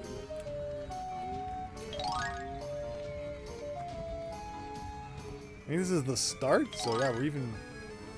Oh no, this is where Rextro is. You can tell because you can hear it. Well, we're going through even these little mini islands. I mean, again, good. Wow! Really? So if, like, you haven't opened that already, that's a time penalty. Having to wait for that door to go down. Yeah, it's really taking you, like, to every section of the level. And since we screwed up, we're now forced to do it all over again. Okay, yeah, I should definitely get rid of these. Be nice.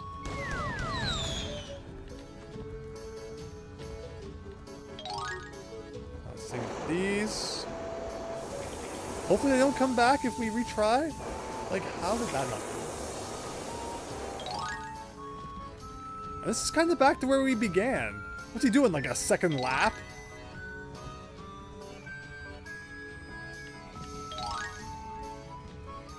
This is like the longest race in video game history. This is like longer than anything that was in Nuts and Bolts.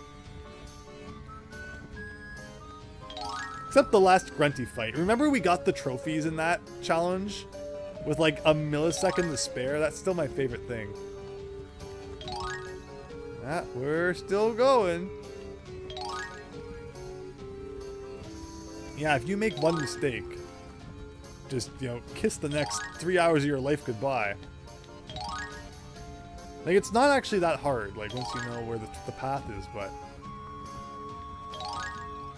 Is it going to be behind these rocks? It is, too. Oh! Okay, well, I had to be close to the end. Hi, Colleen! Wave Race 64? Yeah, it has vibes like that, for sure. It's funny that Banjo-Kazooie would be public domain if Disney hadn't ruined copyright law. Wow, how many years was it originally? Like, yeah, a lot of things would be copyright, you know, free domain in that case. But yeah, Disney screwed everything up for sure. Alright, you're ready one more time? To do all that again? Alright, as long as I don't... Like, he doesn't... Like, there's no real trick to this, it seems. Where in the last time we faced him, you know, you really kind of had to be strategic, and he would kind of catch up and stuff, but this one just seems like more of a matter of just don't make any mistakes. Know where you're going, and you're good.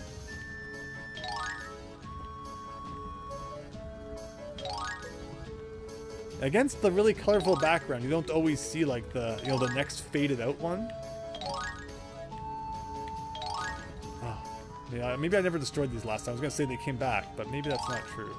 Yeah, so I missed this last time, I guess. I wasn't looking in the right place.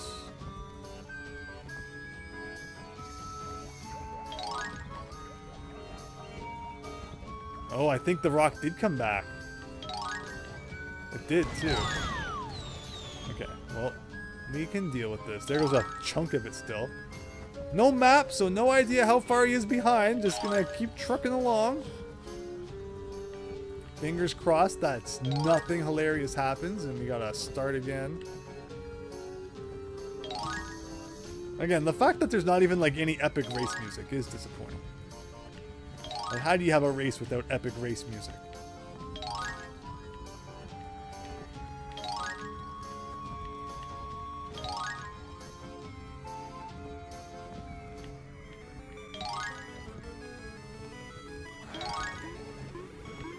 Oh, so the thing... Okay, now which one's the ice? There it is. It's just a matter of... Like, there's 3 different attacks, and remembering which button does which one. It's a sharp turn. Okay, over here. So, this one is grenade, which I think is X. Hope they all missed. Okay, that's enough. Unless the chunk comes down and hits me. This one's going to be fire. And they for some reason get bigger before they get smaller. Did you see that? I think this is as far as we made it last time, or maybe a little bit further. Oh, that's right. No, we still have to go around the whole starting island here. Oh, shoot. Took the long way. We seem to be doing okay, though. Oh, I could have got rid of those frozen balls. What they're supposed to be. Right there. So I don't have to do it later. Because I think we do loop around back that way, right? That's the big brain move when you're trying to get the at the top of the leaderboards. Well, we're still going. I have to do like the weird claw grip thing where I'm pressing the X, Y, and A buttons with my index finger because I have to keep my thumb on B. So it's kind of weird. Now, see, I should have shrunk these before, and it would have been good. Okay, oh, there's the end with all the arrows around it. Okay, please no rareware rubber banding at the last second, please. There's no button to look behind us to see how far he is, but I'm not going to stick around to find out. There, that was a race apparently. It's a pretty sad race, but there you go. Hi, Big Chips. Thanks for stopping by. Hope you're having a good night. And the winner is... Robot House! Robot House! Dang it! I have to do it again. I love it. Just replace the music with Diddy Kong Racing boss music, like anything, right? I'm sure there's some other track in this game they could have repurposed for that. Alright. The law used to be that if you didn't do something with intellectual property you own for a few years, you'd forfeit the rights to it, cutting the limit short.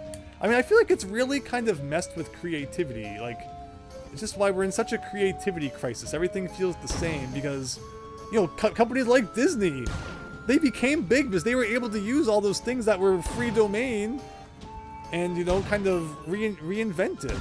And yet here we are, you know, we don't have that same kind of opportunity. Just everything we do is like, nope, that's infringement. Nope, that's copyright. Nope, that's that. Don't do that. No, that's too much like that. It's like, why is everything so stale? Ugh. Alright, where are we going? You know, it's that whole ladder being pulled up behind them analogy.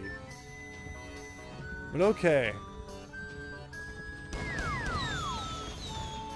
So, I think some of these have been added. What the heck is that? I was gonna say, we need to explore a little bit more with the boat. I don't remember this at all, and I'm kind of scared.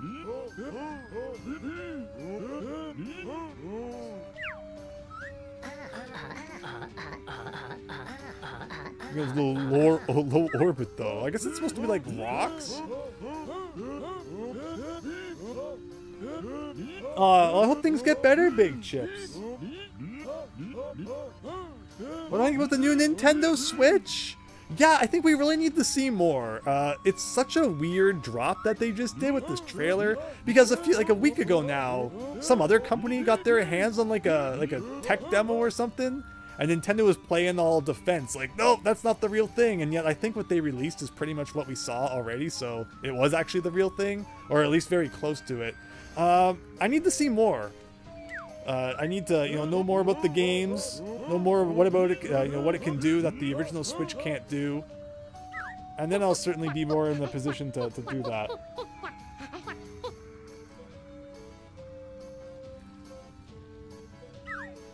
But alright, what does this guy want? Afraid I think, okay. But what am I doing? Oh, am I supposed to like beat you up? Blast this itch away. Let me guess, just like the ice cubes, he's gonna like completely be obliterated. Yeah, I saw that coming from so far away. What is it with Rare? We're having to murder characters. I wonder if I was supposed to just use like a smaller attack. I kind of did go for the big guns right away, didn't I? Uh-oh, I don't like the sound of that. Oh, is this the boss? Okay, well, we probably had to do that then. I don't feel so bad because the game was requiring me to do it. I kind of forgot that we hadn't fought the boss. Our first boss fight of the night. That was Dark Venom. Okay, what am I doing? Am I supposed to freeze this? Okay. So it's like that one boss. What is it? The second boss of Oracle of Ages, where like it spins around and has like different sides. Okay, you can't get too close.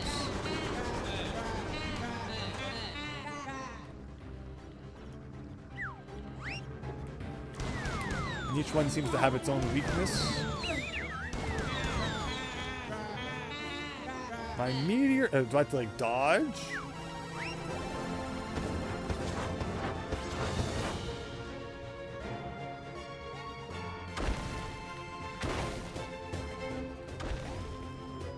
Remember, it was a backer reward tier that had bosses added to the game.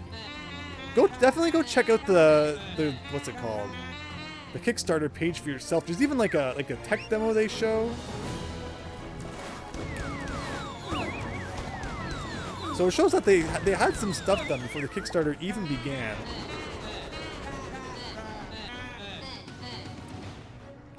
So yeah, we got like more kind of craters to do damage to now. Thankfully we have like so much health that if it dies it's going to be really embarrassing. Uh-oh. Okay. I think this is the last one.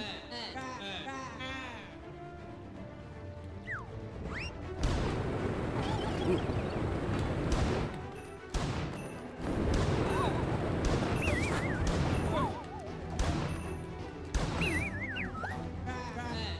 Oh, we're not done yet.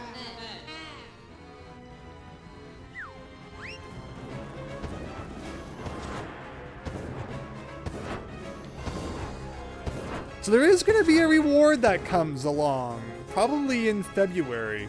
And it's going to cost a few thousand, but I think it'll be worth it. It's going to be something fun that will have a reward that may or may not involve getting to choose a game that you get to see on stream. You know, not like an entire Let's Play, perhaps, but if there's anything you've ever wanted to see me play, and it's, you know, appropriate, and I own it and can stream it. Oh, you might get to see that. What the heck?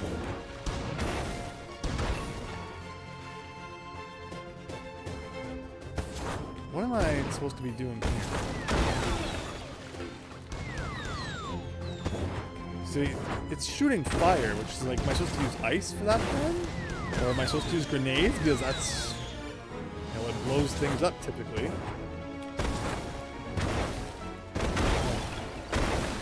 I can't tell if I'm doing any damage or not. That's not doing any damage. That's kind of maybe doing damage?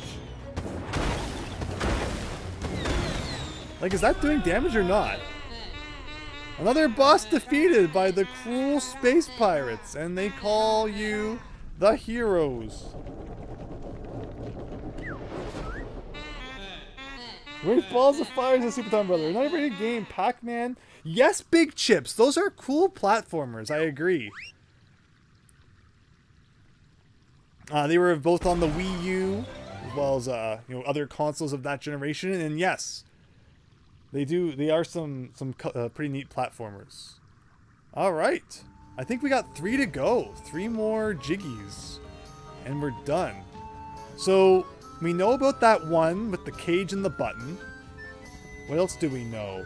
There's that weird robot and the quills. Oh my gosh, we might know where every single remaining Pagie is. And again, that lag right there was the game. I have no clue why. It seems like the more we've played, the more it's been doing that. Oh yeah, my theory was that because we expanded the world, there's more going on, and the game starts chugging, but no confirmation on that. All right, how do we transform back? Somewhere around here? That's probably off. Actually, maybe there's quills inside some of these space rocks around. Maybe we should do a quick loop around the level with the boat in case anything else new has been added that we can blow up. Why couldn't the boy pirate see the new... Because it was rated R. Isn't that it? Isn't that like a SpongeBob joke? Are you season 1 SpongeBobbing me?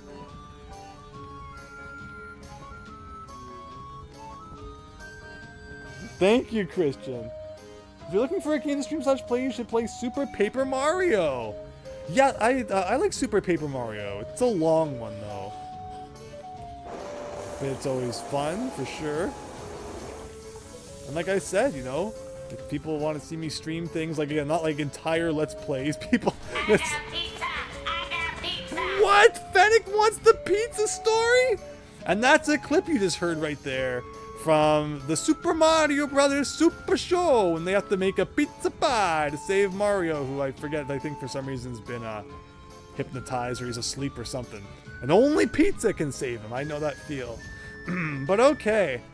And the joke was that one time my sister and I were watching that on DVD, and someone had to get up and do something. So instead of pausing it, DVD players used to have like a loop function where you'd press the loop button the first time and it would create like the beginning loop point, and you would press it again and then like it would create the second point, and it would just keep looping whatever was between those 2 points.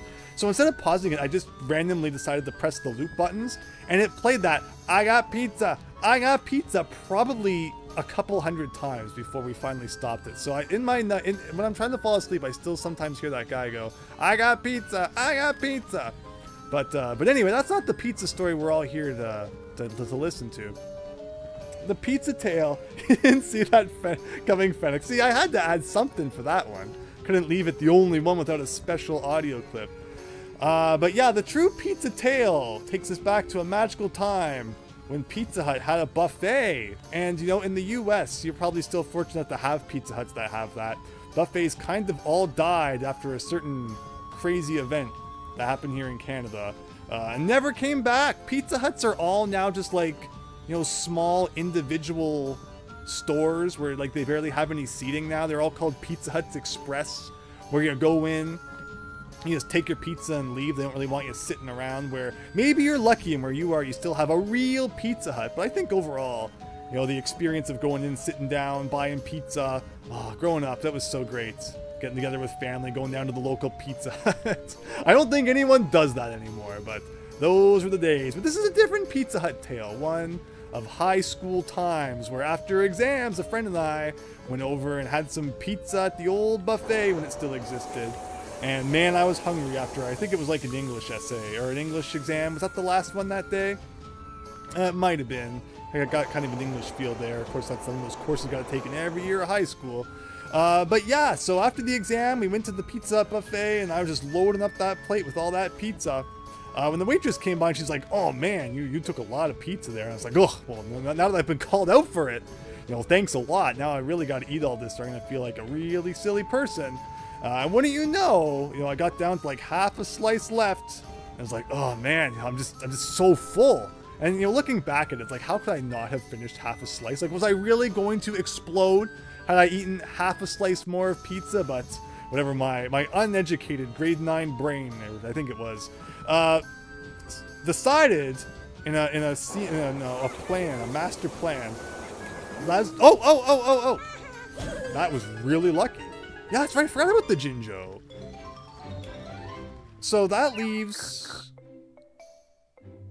the Quill one, the Cage one, and there was one more. Oh yeah, and the Robot one. Okay. Good thing we swam around some more.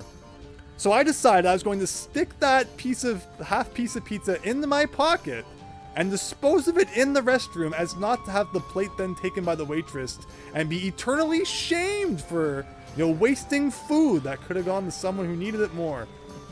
So, sticking this piece of pizza, half pizza, into my pocket, I make a grand escape to the bathroom, only to realize that there was no trash can in the washroom. Well, now I'm in quite the predicament. What do? I've brought this half slice of pizza all the way to the bathroom. Like, I've got to do something. So you look around, and what's the next closest thing to a trash can? Well, of course, the toilet. Things that we don't want any longer tend to go down there, much like how they go into a trash can. So, in a move of brilliance, I throw the half slice of pizza into the toilet and flush it, only for the toilet to then start overflowing. And then we ran and paid and It wasn't long before that Pizza Hut was closed. Was it related to the great pizza flushing incident? We'll never know. But some say it was, some say it wasn't. Washroom Christian? Or did I say something? I will begin by...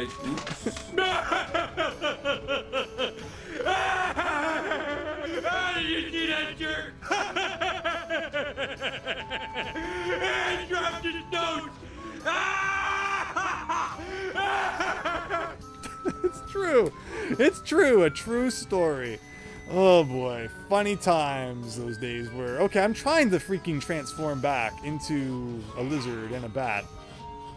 And I was having quite a whale of a time figuring out where to go. Hopefully that's all the boat's needed for. I don't know. Where is this thing? Is it on that side? This side? It's all starting to look the same. Starting to go cross-eyed here. But yeah, thanks, Fennec. Hope you enjoyed the story. It didn't crash this time. That's true. Where is it? Where is the thing? No, I'm really confused. Like, where's the pad that we can transform back? Oh, it's over there? But why are you over here if it's over there? Ugh. But yeah, again, don't want to jinx anything. But thankfully, it seems like the internet has worked fairly well tonight. Hopefully it can hold on another hour or so as we wrap this up. Fingers crossed. So we're missing some quills. No more Jinjos. Nothing but quills and Pagies left, it looks like. Hi, Big Chips. Well, thank you so much for stopping by. I wish you all the best in your endeavors. Hope things improve. I hope you have an absolutely wonderful night. Cohen, this is why Pizza Hut went out of business. All started from that poor toilet. Yes. You would have left it on the counter, not that it would have, I mean, again, like, I was just being dumb. Wasn't really a big deal. They didn't have to sneak it to the bathroom, whatever. Again, why does what the waitress thinks of my pizza eating habits truly matter? You know, but in those day and ages, we do silly things, I guess. We still do silly things in this day and age. Nobody's perfect. That's my motto.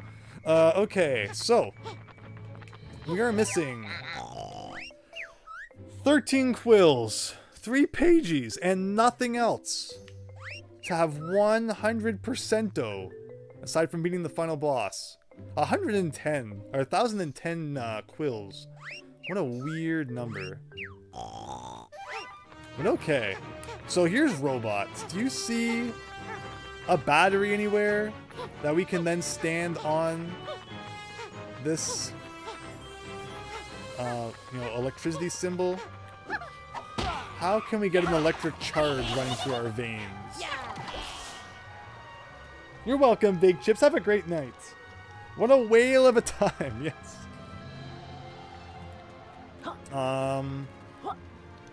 Alright, keep your eyes open. Like, it's just gotta be like around here somewhere and I'm just not seeing it.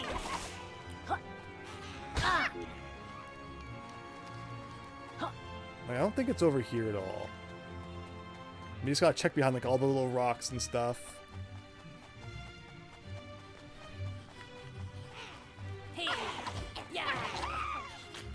On top of rocks as well. But I don't want to fly too much because I feel like maybe that's what happens. Like I'm skipping things as I'm flying. And what's down here? This is kind of suspicious down here. It's all glowing, but like this isn't anything. Again, I mentioned before, I always feel like this should be something, but it's not. I think we've been back there and I was already surprised that there was nothing. Over here we've been, and it was the Falling Star Challenge. I don't think there's anything else over here. Okay, so how do we get on top of the robot normally? Like, what's the acceptable path to get up there? Something like this? Oops. I guess like up here. Do you see the battery at all?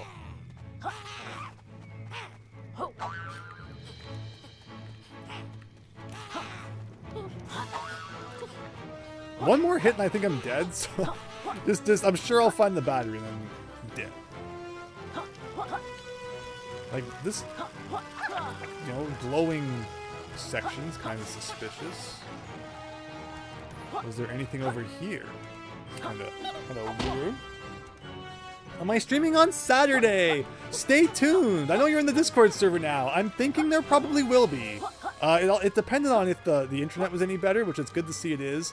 It also depends on, you know, getting everyone together. So stay tuned for an announcement in that regard. But I'm leaning towards there probably will be at this point.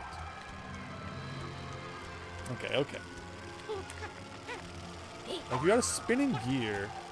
Anything, like, under here? Can I soft lock myself? I'm standing on nothing. Removed from Yooka-Laylee Central.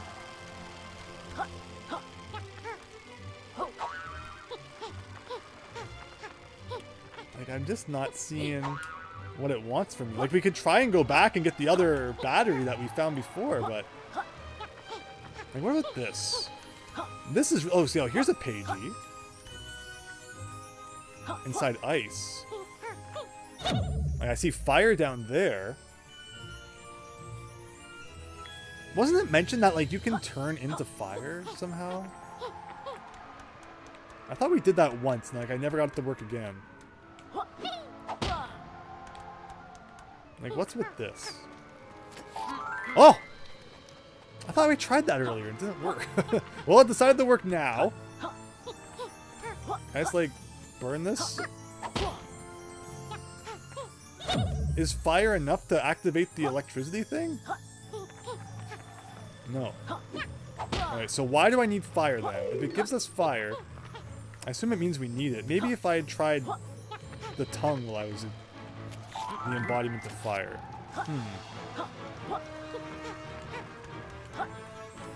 Oh no, oh no, oh no. Okay, I was sure we were gonna die from fall damage. Stepped on like one little incorrect platform, and that was that.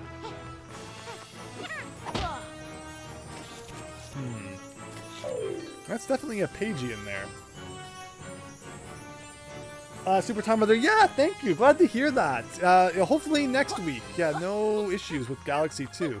Would be great. Maybe by the mouth. Maybe the mouth. I'm grilling nothing, says Why It's Funny. Blow fire on it. So yeah, this isn't the fire berry. This is just literal fire. Which I think means we can stand inside of fire and not get hurt, but like, why would we want to do that? Because yeah, it's the berry that lets you shoot fire. This is not that.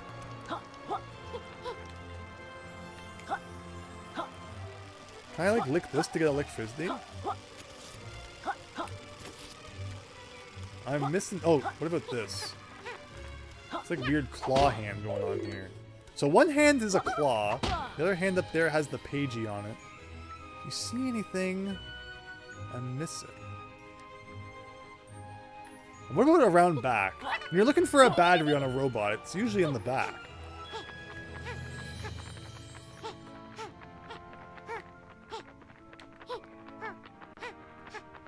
That's where Cardos was.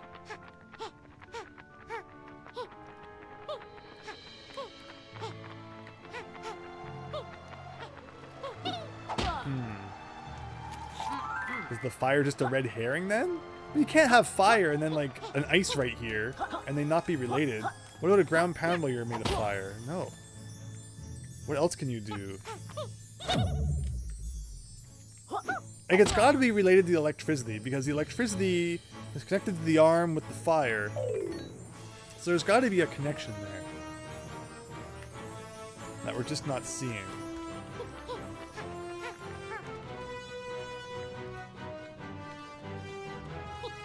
The fire breathing won't work.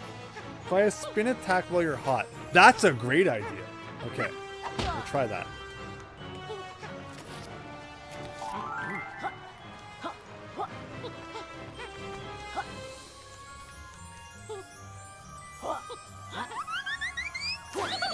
It was a good guess. Good thought. Unfortunately, though, doesn't seem to have worked.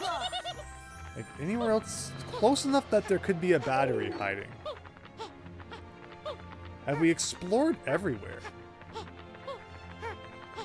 This island was suspicious. Am I gonna get killed by ground pounding from there? Yes. Whatever, fill the health back up, but there's no consequence. Wow, all the way back to the porta potty. It's been a while. Anything around here? This also brings us back. What is this? Weird kind of toilet on top of a rock with fungus coming out of it. Beautiful. Where am I? Okay. That brings us back to this one. I guess we'll change the pace. Again, so it's between the robot, the quills, and this now. What can we do with this guy? Can we get him to come up here? Like, see, he just kind of gives up on you, which is really annoying.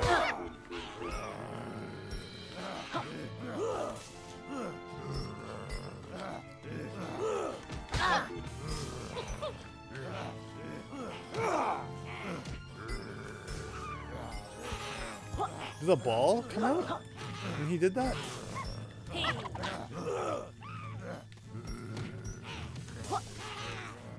No, where'd he go?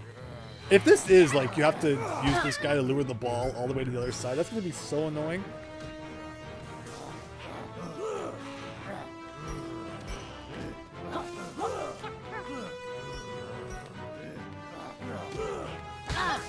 And he takes off more than one health, I think, too. Ugh. What about you? This minion guy. Can you, like, do something? Somehow I got the ball to move at one time. If fire breathing won't work, try. Okay, we did that. After that cruddy crawl, you're officially a sewer lizard, right? A lot of toilets in this stream. Yeah, it's true. A lot of toilet talk. What haven't I tried? The time to go through the old list of moves again? Any of this ring a bell? I feel like we've tried most of it. See, there it shows that battery in the bottom right one. If only we could find it. But the bubble, you gotta be like underwater. Invincibility, the blast. Flying. Oh, and I wonder about invincibility. Invisibility. I always get the wrong one always comes out.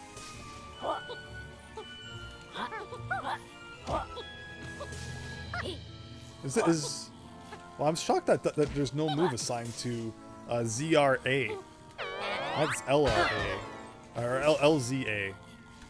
That didn't work though.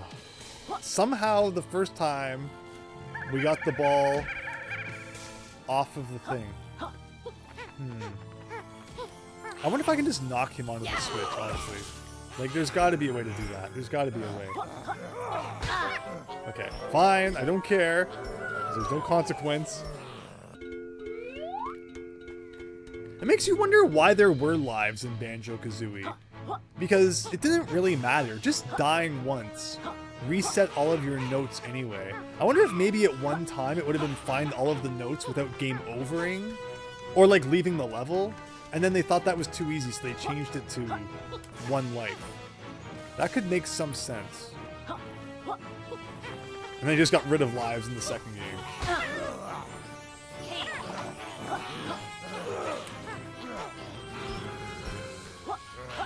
No, stay there. Like, you can't do anything with this guy without getting into a world of hurt. Like, even just like getting too close to him. Over this way.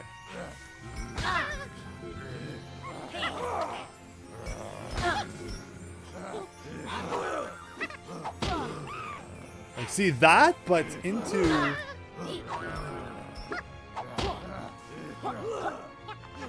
the other thing. Where is he? Oh, you can actually kill them? No way! It always just seemed like they were, like, not dying. Hopefully he doesn't respawn. But now suddenly ground pounding them hurts you. I don't get those enemies at all. Did I beat Bowser yet? Not quite. And the fact that we're still missing some quills makes it seem like we're still missing an area somewhere. Oh! I just thought about the robot. The robot's blowing something from its mouth, and I thought that maybe after we touched that thing, maybe it would stop, you know, blowing air out of its mouth. But maybe we just have to actually get in there somewhere, and that's where the battery is. Is there cannonballs I could use to, like, not be affected by the wind? Oh, we can just go in anyway! This is probably the solution to all of our troubles. What is that? What is that? Oh, is that like a torch we gotta light with fire? And there's the battery, everyone! Ugh. Ugh. I, for some reason, thought that maybe we'd get to go into the robot after we activated it. But then the more I thought about how it looks like it probably just activates the arm. And then just randomly out of nowhere, all the pieces came together. And that's how it goes. Okay, and then we put the fire to make him breathe fire on the ice cube. Another puzzle solved. No hint coins required. That was just my bad for not going into the mouth sooner. Because I thought I couldn't, because one time I stood there and I got pushed back from the current or whatever.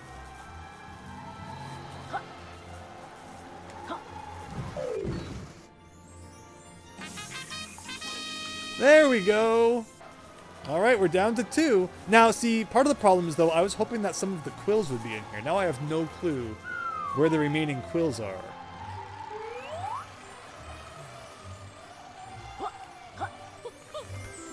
Okay, 2 to go. 1 for the quills and 1 inside that cage. We're getting close. Is there anything I haven't done yet? Like, have I been on top of this? I feel like I tried to.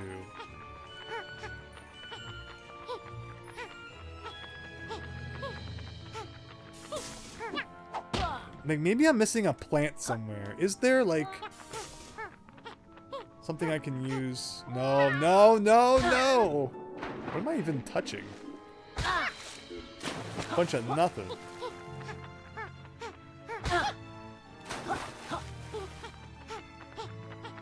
We're probably dead. Just from, like, I can't even, like, we're so far from anything.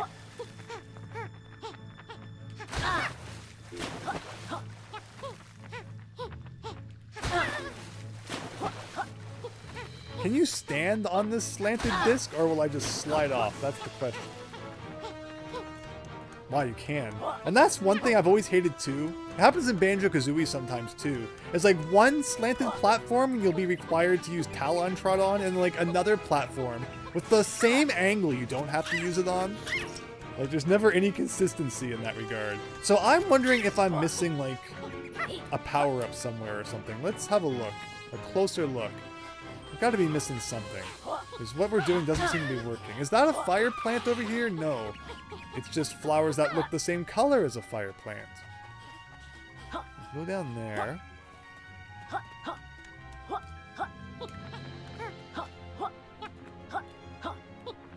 Anything up here? How is that water hurting you? Yeah, this level's kind of weird like that. I don't know why some things hurt you that do. Do you see anything? Like, there was grenade eggs inside of, you know, that spaceship thing there, and yet they never ended up being used for anything. Like, we blew some chests up with them, but I don't think, like, that was required. What's that down there? It's like a weird dot. Did we ever go on top of this big planet?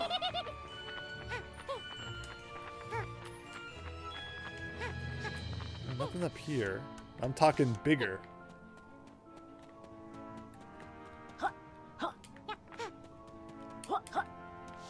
Oh no, no, no, not the sliding, no! Oh, thank goodness. We probably can't even get to the top of this. That's gonna be way too high. I can't tell if we've hit the limit yet or not. I think we're still going. There's no way we can actually get to the top of this. There's no way. We're still going. We are still going somehow. We're about to run out of energy, though. We are still going.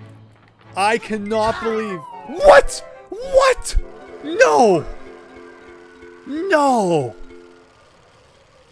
No way! We flew so high that we died. That's nuts. You got the ground pound the slanted disc? No, oh, that's a Mario Sunshine reference. Get out of here. Okay. Wow. What will we discover next that no one's probably ever experienced before? Oh! I see quills! I see lots of quills. Okay, we got like one spooky one way up here. And like 3 down here. I think that means 9 to go.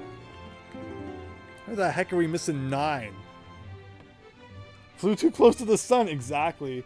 Meteor thing that kills you if you fly to the top of it. What a way to die, says Christian. Did we ever spin the wheel? I think we did.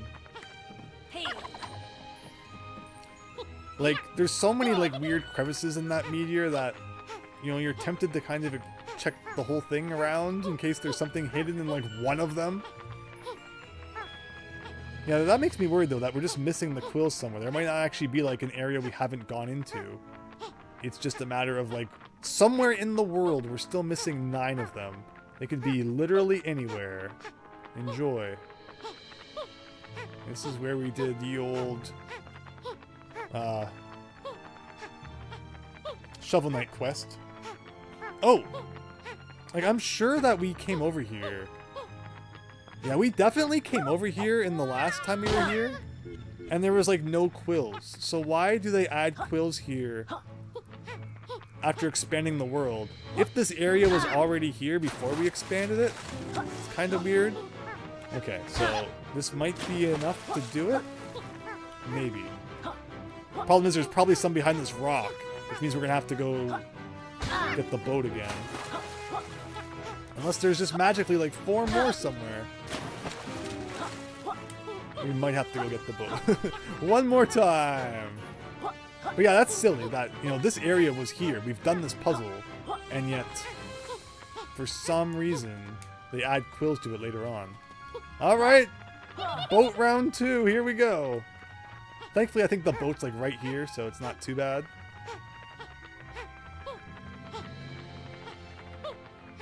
We got 4 to go before we got them all. Again, 4 could be like anywhere though.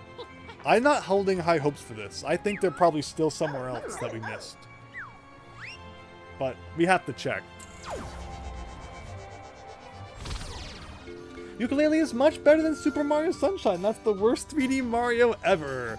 Hot take of the day. Of course, everyone's welcome to their video game opinions. I like Mario Sunshine a lot. I think thematically it's phenomenal. I think Isle Delfino and just the levels are just so cool, how everything has like this interconnectedness to it. I love the exploration factor of it. It does feel a little rushed in some areas, but I could play it all day, and I totally love it. Okay, so nothing... What is that? What is this? What am I looking at? Glitching textures in my Yooka-Laylee? What? Like, that's not right. Wait. Is this saying that I can go into this hole, or what? Because there seems to be 2 arrows pointing at it. And like, see, it's a switch. But it's not in the right place.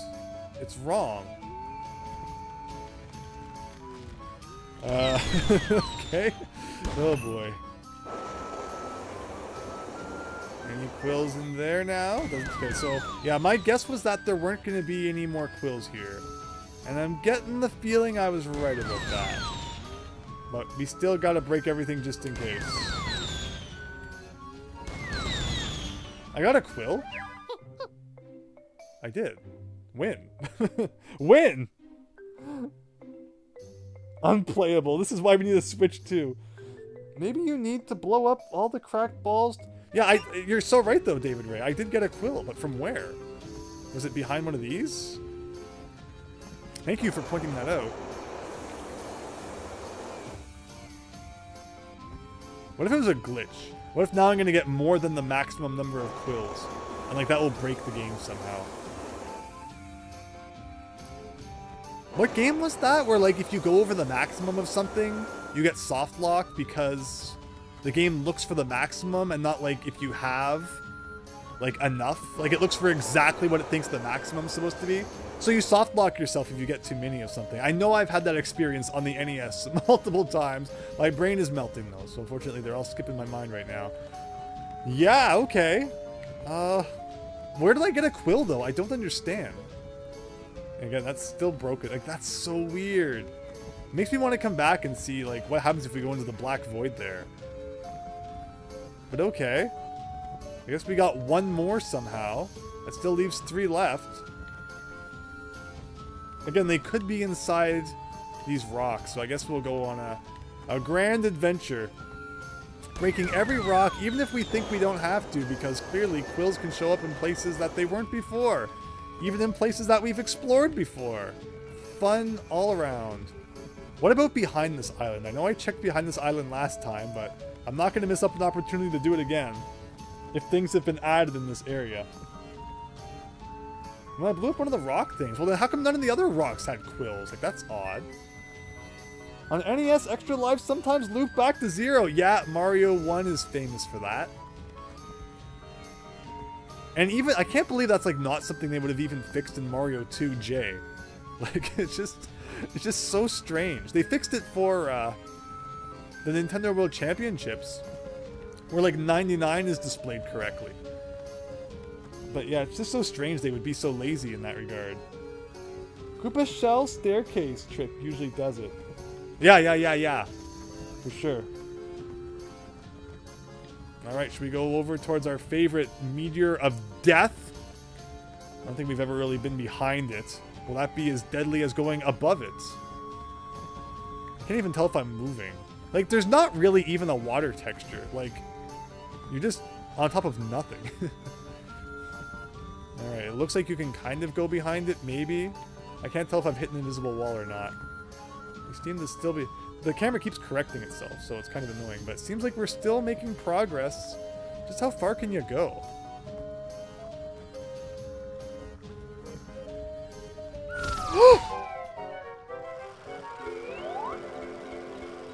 I can't believe it. I can't believe... So, you know how I was praising this game for not having any invisible walls? There's no invisible wall, but go where the game doesn't like and you're dead.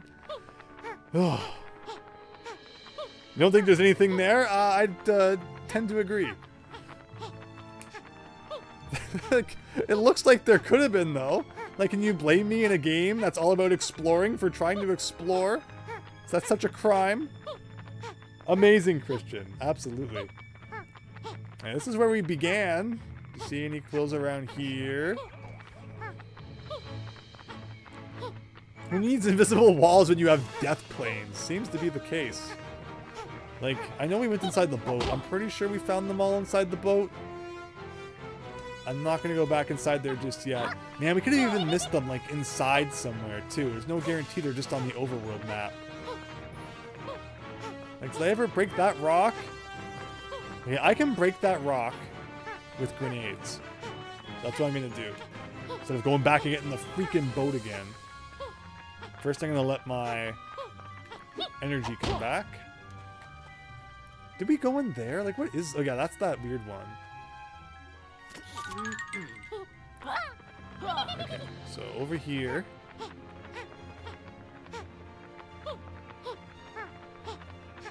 Where's the rock? There it is. Wait, where did my grenades go? Did I forget to get them or something? Or did I lose them already? Oh, no. I think I was pressing the wrong button. Too many buttons on this modern controller. Where's Rextro when you need them? Yeah, I was pressing X. I think I need to press Y. Whoops.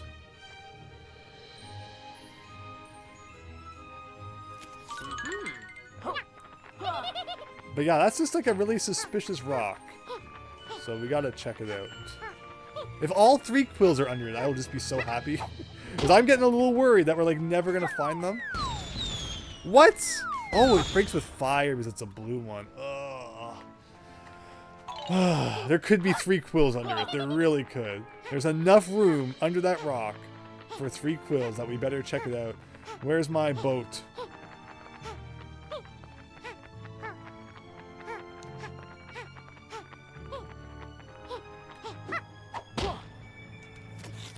You don't think there's anything under the rock? We'll see. Or no, maybe that David right? That was back in the meteor days. Barrier death? That's cheap. Yeah, indeed. Okay. All right. Where was that? Over here somewhere. To the right more. The rocks are suspicious. Yeah, that's why this like one solitary rock. Like, why would it be there if not for me to destroy? All right, are you ready? Are you ready for the last 3 quills to be hidden underneath this rock? Only 3 to go.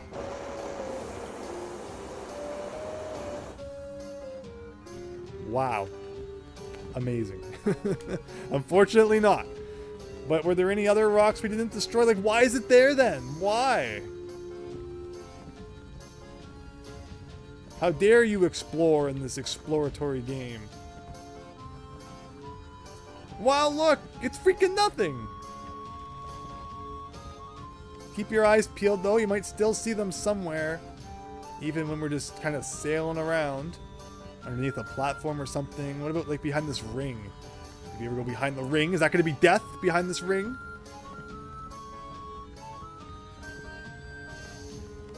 No. Yeah, actually we were on the other side of that ring that one time we were dying in the invisible water.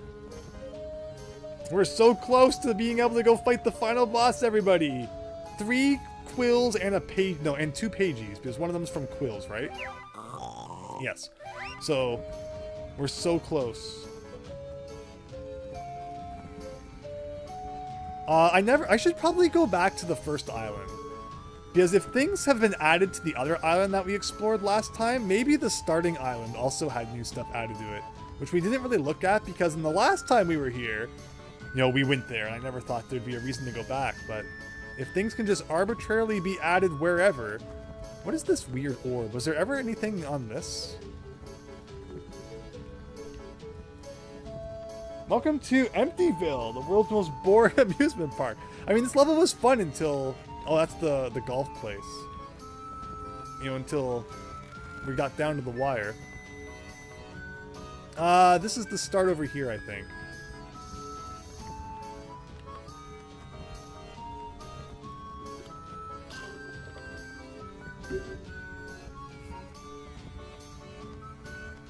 Okay. Anything on starting island here? Which we did do a loop around a couple of times as part of the race that wasn't really much of a race. But better to be safe than sorry. Like, this rock was here last time, but has something been added underneath it? No, not that I can see. Alright, nothing there, I guess. If only there was like a quick transform button. In the other levels, anytime you just jump in the water, you transform back. But in this level, you're always in water, so there's no kind of way to just quickly get back to being Yooka-Laylee.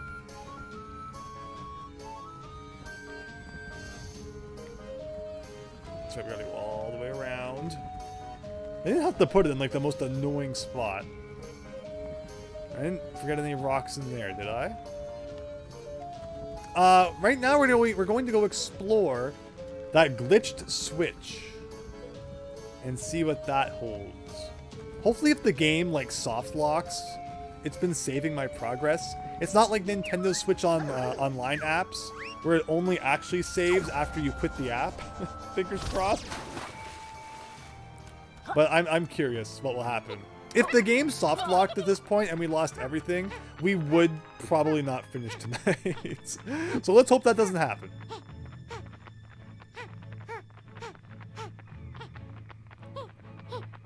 I mean, I guess we would know like where everything is. Yeah, the switch is still not in the right spot. What's the void of Black Doom all about? Nothing. Big bunch of nothing. Like, look at that. That is so weird.